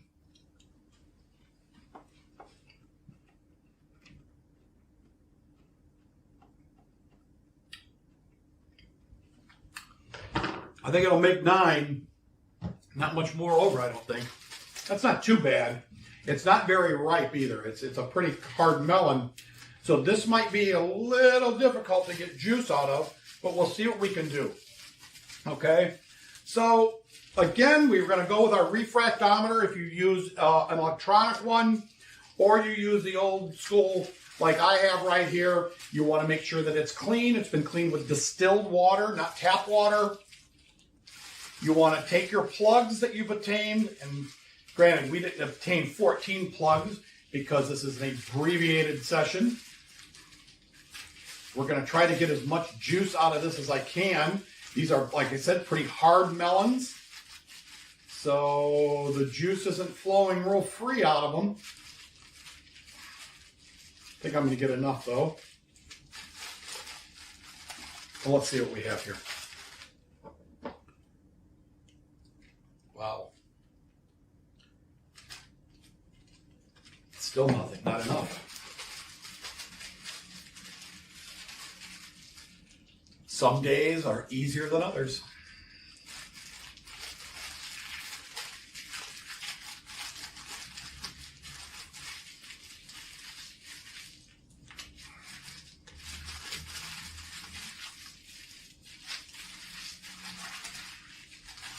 Okay, let's see.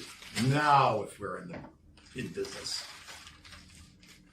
Yeah, there we go. Not the neatest, but about 10.2. So it would easily make US number 1 at 9%. Would not be enough to make the US fancy grade at 11 bricks, but it is edible and it meets US number 1. Again, we want to be mindful of internal liquid in the seed cavity. We want to be mindful of decay, both fusarium in the side and cladosporium at the stem scar. Usually if the stems are intact, you won't have a problem with decay at the stem end of the fruit. Okay, this is why I think you're seeing a lot more instances of cantaloupe ship that have a full stem intact. Any questions? Very simple, fast inspection. And I guess the only caveat is when they do start to go bad with those sunken, discolored areas that lead to decay, you can have these covered externally. There'll be black mold, gray mold, and it will be quite a mess. I've seen bins of this before, and it can really get messy. For the most part, though, it's a very easy inspection. Make sure you test for the sugar. And oh, by the way, the other two standards that have sugar requirements are grapes and kiwi fruit. Any questions?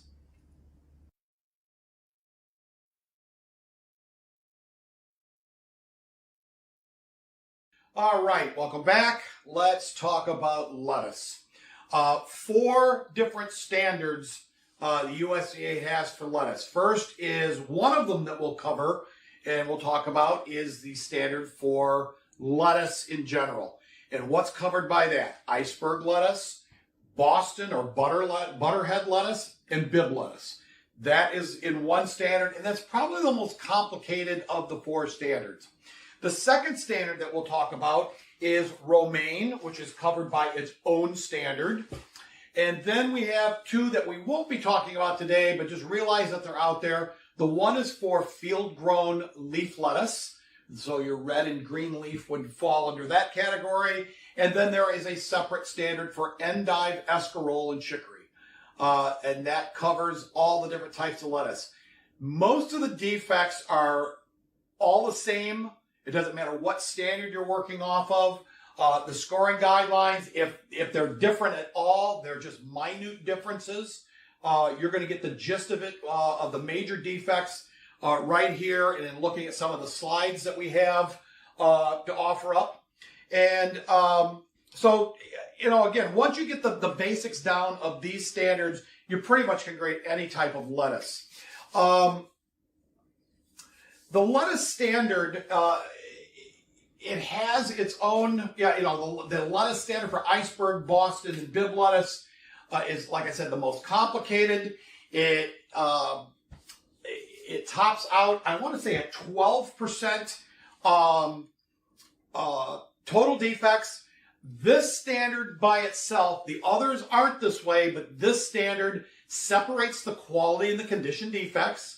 So you have a 12% tolerance for damage defects, of which only 8% can be from defects that don't get worse, quality. It has a 6% serious damage tolerance, of which only 4% can be of quality. And included in that 3, it has a 3% tolerance for decays of the head leaf. Now, I have to mention this here, although you don't see a whole lot of it anymore. If you handle naked lettuce instead of cello wrap lettuce, that type of lettuce, naked iceberg lettuce, has a wrapper leaf on it. Very similar to how we handled the stem decay in the peppers and the jacket leaf decay in the cauliflower. If you've got naked iceberg lettuce, any decay in the wrapper leaf is scored as a serious damage defect against the 6% tolerance and not against the 3% decay tolerance. The decay has to either affect the butt or the actual head leaves of the lettuce to go against the decay tolerance, okay? Now, we talked about this a little bit earlier on about strawberries, how most of the shipments are based on PACA good delivery tolerances and not on the standards. Iceberg lettuce, specifically iceberg, not so much any of the other types of lettuce, but iceberg oftentimes also is sold on and marketed on PACA good delivery. So the PACA does not differentiate between quality and condition defects. It's a lot simpler plan. It just allows for more defects. So with the good delivery tolerances, if that's how you market iceberg lettuce, you're allowed 15% total damage defects, including 9% serious damage and including 5% decay affecting the head leaves. Again, the jacket leaves of the wrapper leaves of the iceberg lettuce would fall into that 9% category for good delivery. Okay, so keep that in mind. The other thing to keep in mind, and I don't care which one of these types of lettuce we're looking at, is how to score the majority of the defects. All right, there's one number I want you to keep in mind and keep in your head, and that's the number 3. Because usually, as the case may be, for all types of lettuce, at least 3 leaves have to be affected by that defect in order for it to be scoreable. Okay? The one that is the most glaring, usually, is for iceberg lettuce and the discoloration that's following bruising. And this has been bruised up enough. It looked like it got banged up. You see that I want to rub it in between my finger, my forefinger and my thumb, making sure that nothing sloughs away. I don't have any decay. It's just discolored. And I would say most consumers would look at that, and some inspectors might even look at this and say, well, that's pretty ugly. We can't market that. That's a defect. If you look at the USDA's visual aid for discoloration following bruising, which I'll show you here in a moment, it also looks like it's pretty bad and nobody would buy it. But you'll notice that on that visual aid that the USDA uses, there's a lot of fine print, and you really got to read the fine print, because basically what it says, in order to score this as a defect, at least 3 leaves have to be affected. Or I think how the standard says it's more than 2. Well, that's a matter of semantics. If it's more than 2, then it has to be 3. Okay? And in this case, once I start ripping some of these leaves away, I've basically got at most 2. I think I have 1 leaf that was bruised and split in half, and that's why this discolored. I don't have anywhere close enough to score this head as a defect. I've seen a lot of quality control inspectors over the last few years get themselves in quite a bind over this particular scoring guideline and keeping the number 3 in mind. We had an instance here with one of the chains a couple of summers ago where their head of QA, who I've known for many, many years, wrote me an email and sent me a copy of their USDA certificate that they had from the federal that was run on the product, and it was romaine lettuce. And their inspector scored, I don't know, something 20-25% discoloration following bruising. And the shipper didn't agree with that, so they called for a federal. The federal inspector came out and ended up giving them a certificate that said US number 1, 0 defects. And my friend said, well, how is this even possible? Let me email you the certificate. I said, you don't have to waste your time. I'll tell you what happened. I said, your inspector was looking at the romaine heads, the plants, and he saw some discoloration. They'd been beat up a little bit. There was some discoloration, but it was only affecting 1 or 2 leaves, not the 3 that's required to be affected. And when the federal guy came in, he actually scored it the right way, and not one of those plants had 3 leaves affected. They either had 1, 2, or 0, and that was it. And that's why he came up with 0% defects. And this is what you have to caution yourself about. Make sure there's enough defect to actually score the defect, okay? A magic number is number 3. Now, every kind of lettuce will be affected by two very common type defects that actually both start in the field. But I know when they harvest the product, and often even after it goes into a packing house, if they're not field packing it, and they pack it there and they ship it out, they probably haven't seen it because the defect hasn't manifested itself. And one is called russet spotting, and the other is called tip burn. And usually you'll see russet spotting, and it's like little, as the name implies, rust-colored specks that you'll find on the bottom towards the butt of the iceberg lettuce. You can also find it throughout the leaves. In fact, you may, if I put on my spectacles, I might have to look real close, but I think you also have some, in fact, you do have some on this romaine. I don't know how we're going to be able to pick this up on camera. I don't know if this will pick it up or this will pick it up, and you're going to have to help me out here. Can you see these russet spots that are going along the ribs right in here? Okay, this is russet spotting, and to score this, it's based on, do you have at least one spot on at least 3 leaves, or do you have more than 5 spots on any one leaf? And I guess the only thing I can suggest to you is that in 40 some odd years of doing this, I've never had to count spots. All right, so you either have it or you don't have it.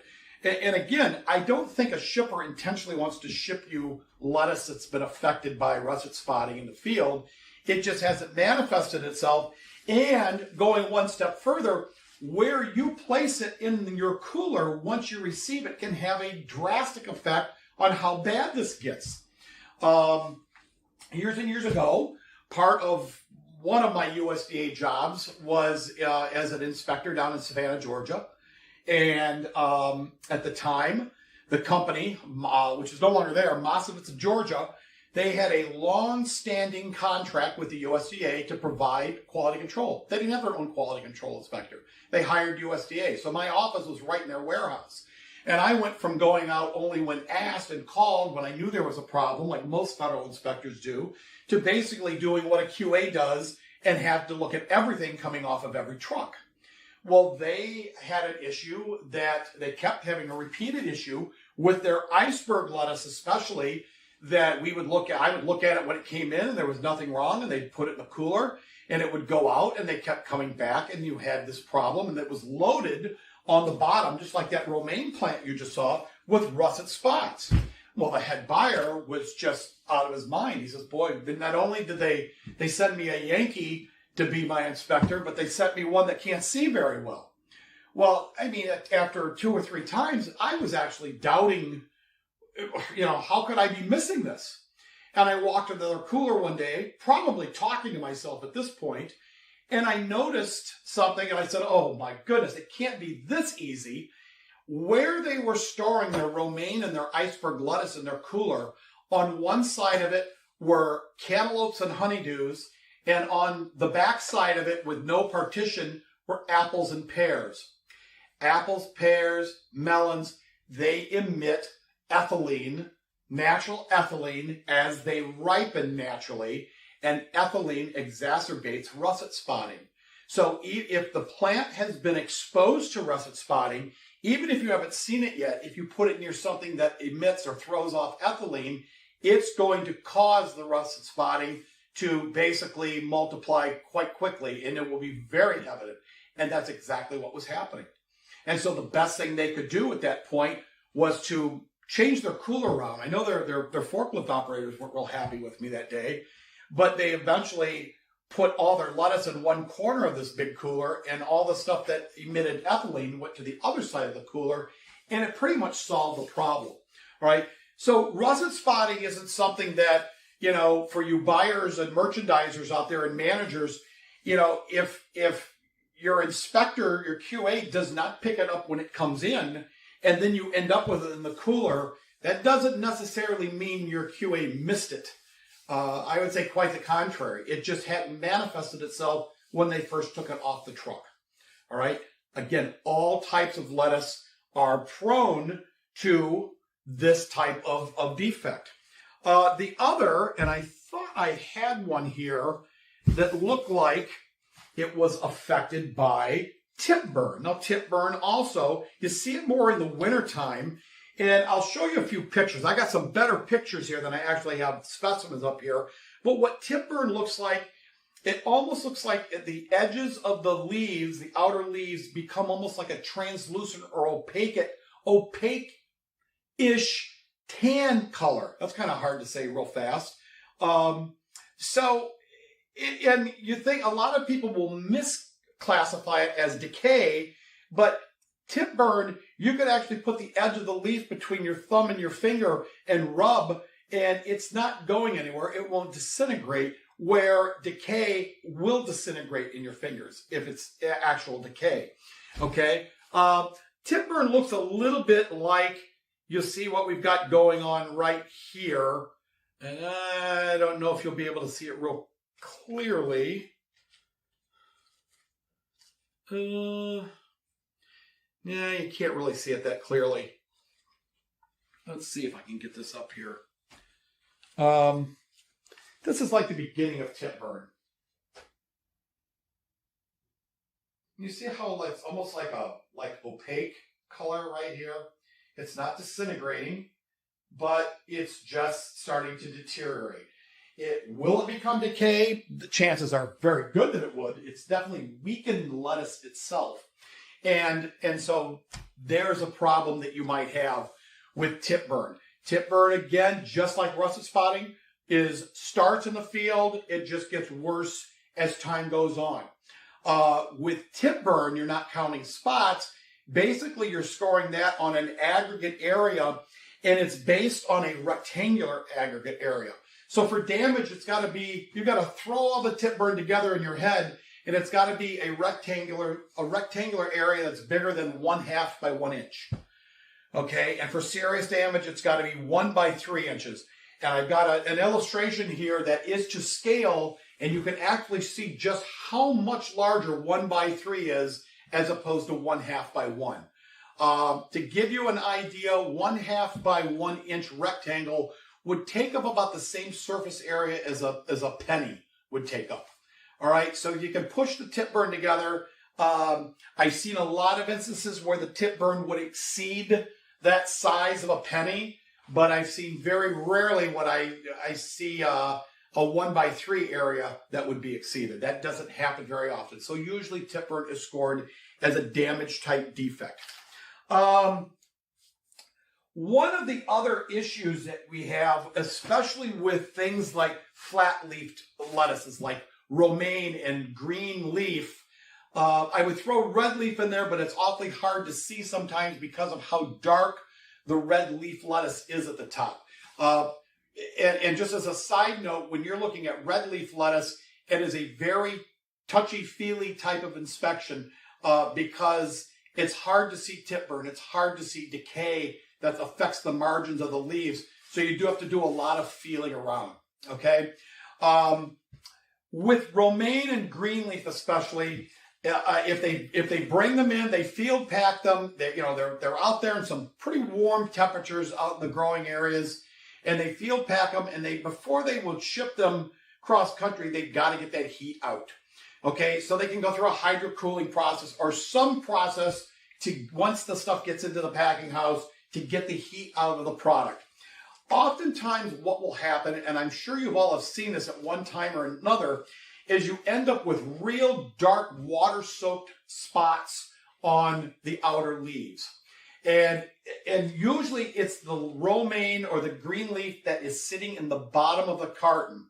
And I know a lot of inspectors in the industry, when I ask them how much of each carton they look at, they say, well, we'll look at 5 or 6 heads.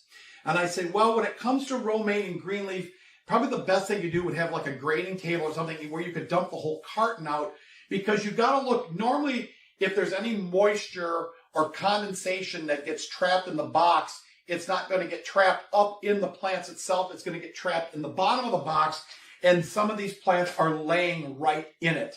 That's why you'll often find a layer of paper or some other type of absorbent material in the bottom of a romaine or a green leaf box to try to soak some of that water up.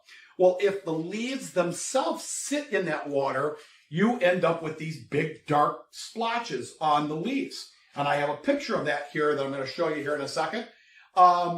Just remember, you have to have at least 3 leaves affected before it becomes a defect. What you don't want to do with these, and I've seen a lot of inspectors will call these dark areas decay.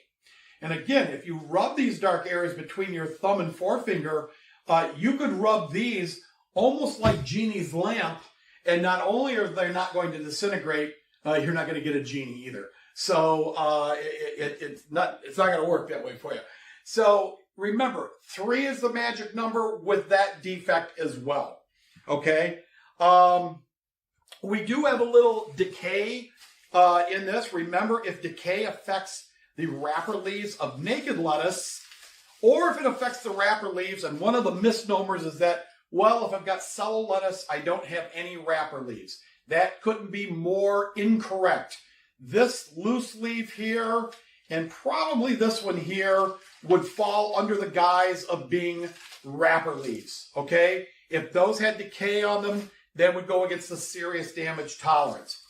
This looked like it was probably bruised at one point and started to discolor, but I could run my finger through that and it's coming right off on my finger.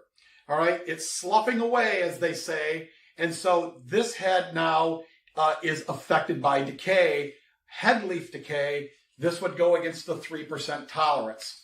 So remember, if the head leaves are affected, it goes against the 3% decay, and you always have to come down and look at the base of the stalk or the butt of the head lettuce and make sure this is a decay. Here we have the same thing.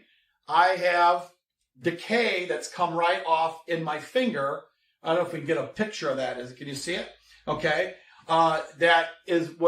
That's part of this plant starting to deteriorate, and it's right at the butt. Okay. The rest of this plant looks beautiful, nice and green. All right.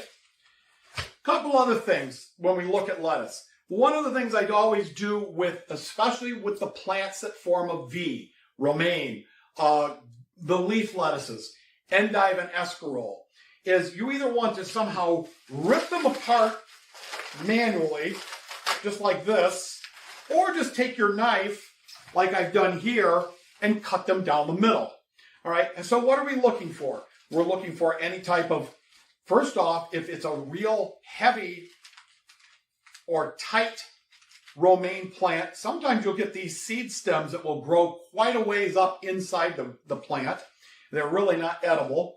The other thing I'm looking for, though, is insects, usually dead insects like gnats and things like that, aphids. And I'm also looking for any excessive dirt. In this day and age of food safety, a lot of this stuff is washed before it gets packed. It goes into some kind of bath or flume or whatever, or rinse, or gets sprayed or whatever. A lot of these plants, if they're field packed and they form this V like a romaine plant does, gets dirt and sand trapped down in here. And all you have to do is make sure that it doesn't detract from the appearance of the product. I mean, you're going to find an occasional little piece of dirt here and there. You may find a dead gnat or something in there. I wouldn't get too crazy about that. That's why we tell people, look, before you have a salad, before you enjoy your salad, make sure you take the head apart, you take the plant apart, wash it, spin it, and then make your salad and enjoy it.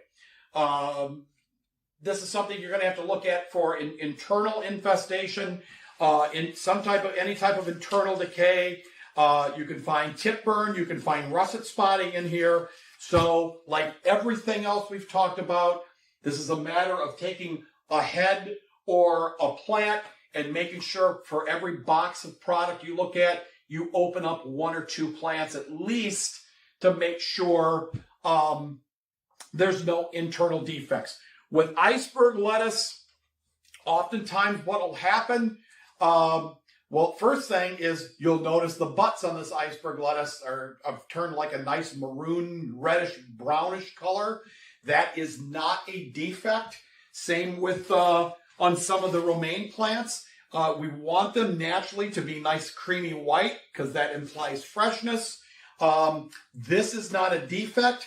You can see this is even starting to get that little bullseye right down here in the bottom. And you have to watch that because the deeper it goes, oftentimes what will happen, you can take the blade of your knife and you can press it right against that and you can pop out decay. There's no decay in this one.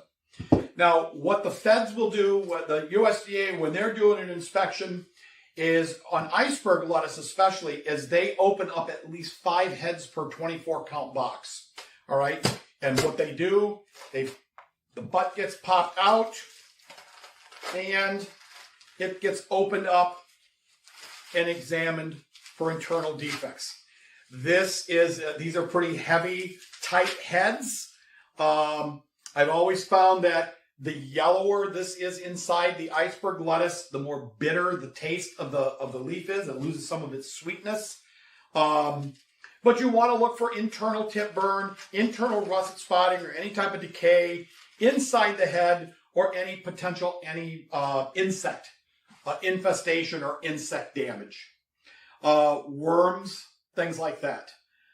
I think that is the basics of looking at all of this. Again, make sure that you open up enough of these, and sometimes when heads are this tight, it's better just to take your knife and cut them in half and open them up. This is almost so heavy and tight, it almost reminds me of cabbage more than iceberg lettuce. But it's still nice and fresh inside, nothing going on. And yes, this is a very destructive analysis. Once you're done, you've got, as you see, a minor mess on your hands. Any questions?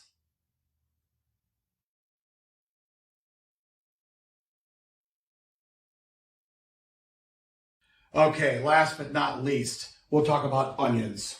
Now, the USDA has 5 different onion standards. Okay, one for onion sets, which I can't remember the last time I ever used that. Onion sets are basically onions that are used for seed to grow more onions. Creole onions, an old standard that I don't even know that I've ever used myself. Then we have a standard for common green onions or scallions. And the 2 that we're going to talk about right now, Bermuda granotype onions, BGG as they're called, and other than BGG type onions. Now, the BGG onion is a southern onion, and it's kind of what we're looking at here. These are from Mexico, and you'll see they have a very loose skin. These are not storage onions. They are right in the same family of something that's very near and dear to the folks of Georgia, the great Vidalia onion, they've told me when I first got down to Georgia many, many moons ago that a Vidalia onion is so sweet you could pick it up and eat it like an apple. Well, sometimes it's pretty sweet, and sometimes it'll light you on fire. So I don't know. You roll the dice, but generally it is a sweeter onion. These have a very loose skin, if they have any whatsoever. Again, they don't hold up very well in storage. Definitely not like an other than BGG. This is what I would call a southern onion, where the other than BGG onion is a northern onion, and it is a storage onion. That's the one that predominantly has a cured skin. It has a thicker skin on it that is intact. You can see these skins are starting to fall off, and the northern onions won't have that. So we're dealing with BGG onions right here. There's not a whole lot of difference between the standards.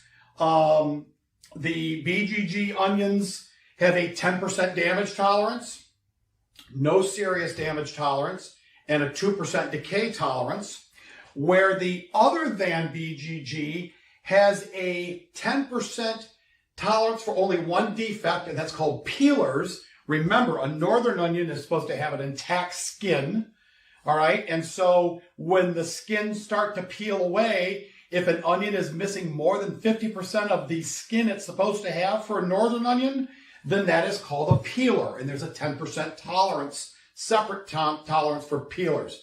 I've always said the best way to, if you're looking at northern onions, the best way to determine whether you have to slow down and really look for peelers, all you have to do is pick up that 50-pound sack of, mesh sack of onions.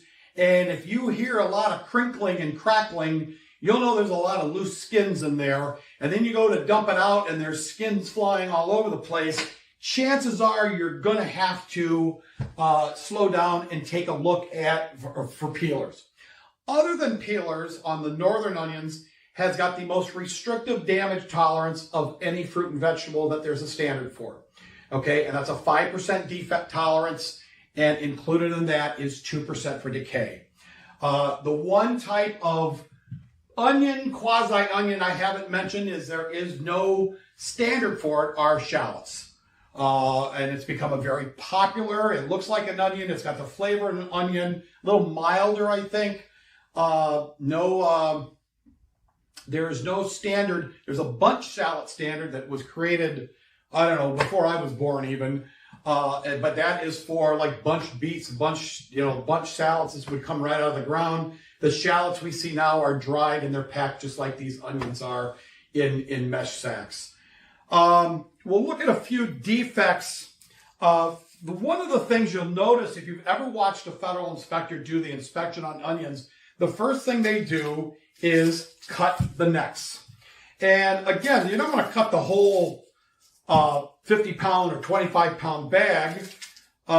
Here I'm going to cut, I emptied out one of these 3-pound bags. In fact, I've emptied 2 3-pound bags.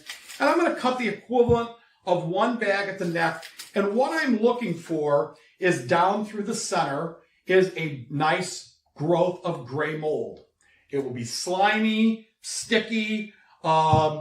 We kind of talked about this earlier when we talked about apples and pears rotting from the inside out. Well, the same thing can happen to onions.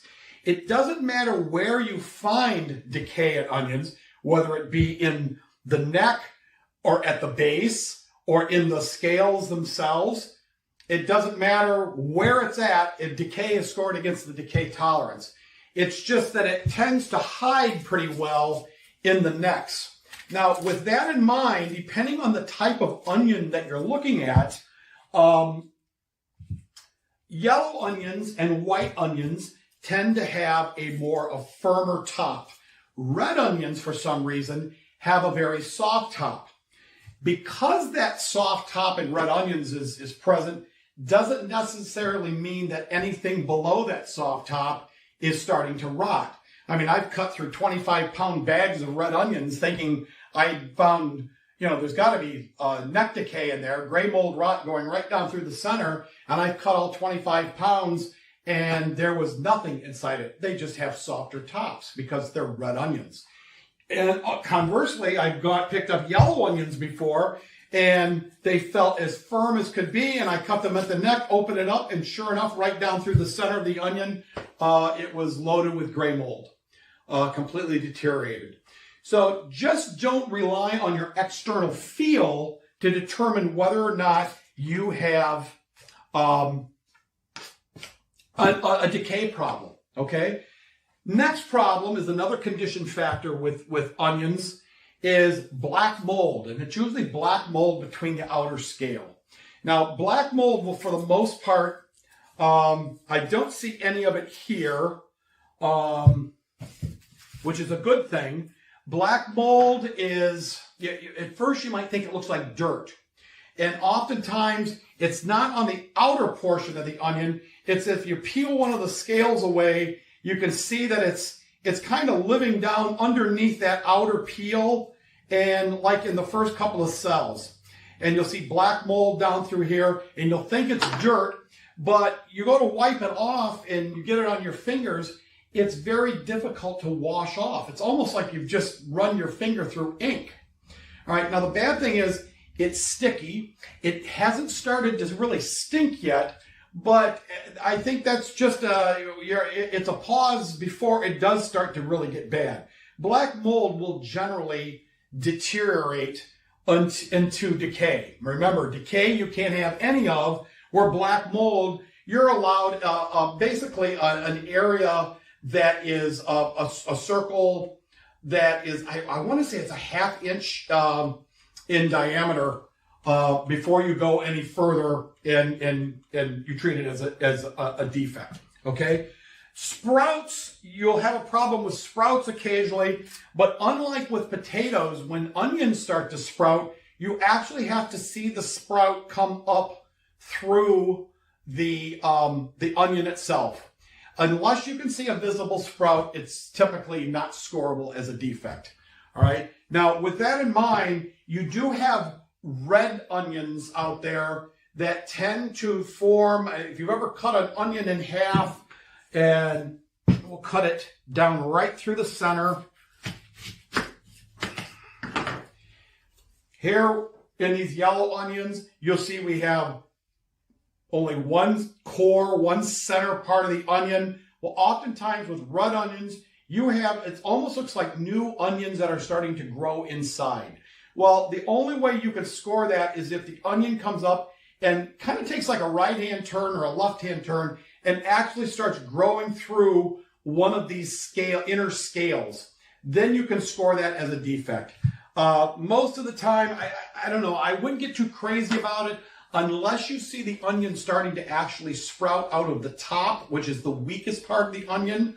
It'll usually, if it's going to sprout, it'll come right through the top. If you see a new growth up there, I would concentrate on that and score that as a defect. Okay, the black mold, by the way, is a 3/4 inch circle between the outer scales to score that as damage. That is a pretty good size circle. It's this one right here. So you would have to have a nice concentration of black mold. Again, the black mold will advance to decay at some point. All right, and then you can't have any decay. It's free from. Lastly, I want to talk about a defect that I see a lot more inspectors scoring these days. I asked my business partner, Tom, I said, how often back in our day did we score translucent or watery scale in onions? And if we ever did, we can't really remember it. That's how little we did it. But we see it a lot now. The problem is, I don't think it's scored correctly most of the time. Okay? So the rule is, and I'll show you a number of pictures here, and where the confusion comes in is that, let's talk about what watery and translucent scale looks like. All right? It almost looks like the product may have been frozen, although I don't think that's what causes it. Watery scale is like a darker, almost like a tannish color. You're only allowed the equivalent of one entire outer scale. Any more than that and it's damage. Where translucent scale almost looks like the inner scale of the onion gets like a glassy appearance to it. It's kind of like opaque. And you allow double what you allow for watery. So up to 2 of the outer scales can be this translucent opaque color. And you'll see what those pictures look like here in a moment before you can score it. The problem is inspectors, I don't think they think this the whole way through, okay? So we look at this onion. We have to make sure to determine this defect, you have to remove the outer skin, all right, because the defect will look worse if it's, especially on northern onions that have that dark outer skin, have a full skin. These don't have much skin left. So I take these off. And so what will happen remember, watery scale is the equivalent of one entire outer scale, and translucent scale is the equivalent of 2. So what are we talking about? Here is the entire outer scale right here. So if I'm looking at watery scale, the kind that is like a tan or a brownish color, only one entire outer scale has to be affected. Now, here's where I want you to think for a minute. We're looking right now at an onion we've cut in half, but we're looking at a 2-dimensional picture of a 3-dimensional object. And remember what the scoring guideline is. the entire outer fleshy scale has to be affected by watery scale. Only thing we're looking at is the flat portion of the onion that we've cut in half. What we're not looking at least in the top portion here, is all of this rest of this has to be discolored as well, not just this flat portion, and the same for this going down to the base. So essentially what we're looking at, you almost have to cut these in half again. What we were looking at was this picture. Now we have to open it up and look at this picture, and the entire outer fleshy scale has to be discolored, and that's what you'd allow for watery scale. So it would be the equivalent of all of that.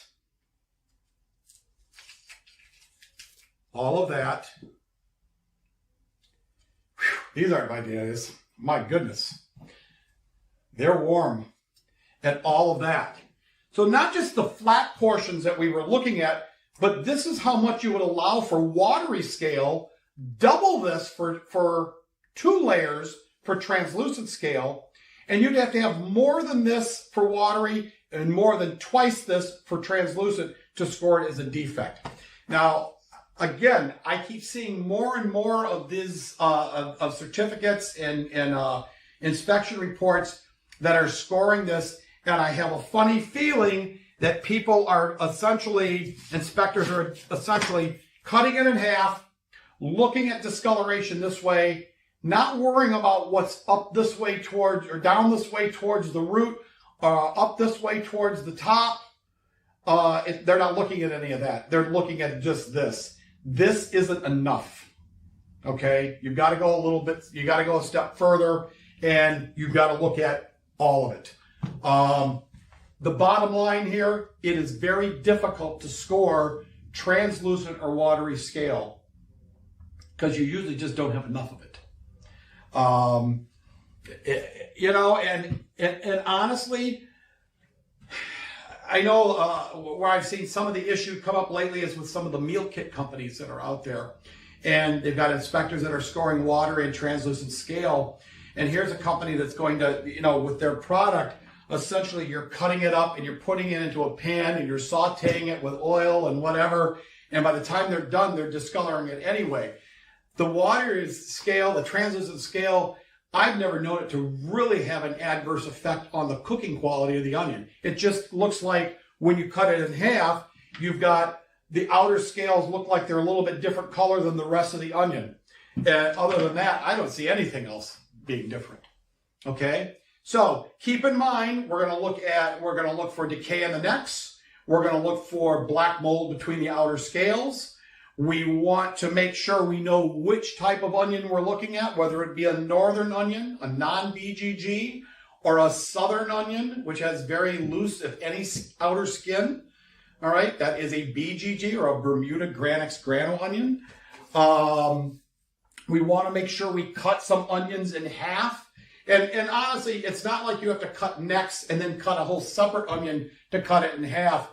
Feel free, those ones that you trim the necks back on, you can also just put that one down after you've cut the neck, found that there was no gray mold in the neck, run your knife through the center, and that's when we do our analysis for watery scale or translucent scale.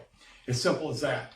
And that, in a nutshell, is looking at the major types of onions, whether we're looking at yellow onions, white onions, or red onions. We're doing that same cutting procedure that we just talked about. Any questions on onions or anything else we've covered in this class? Thank you.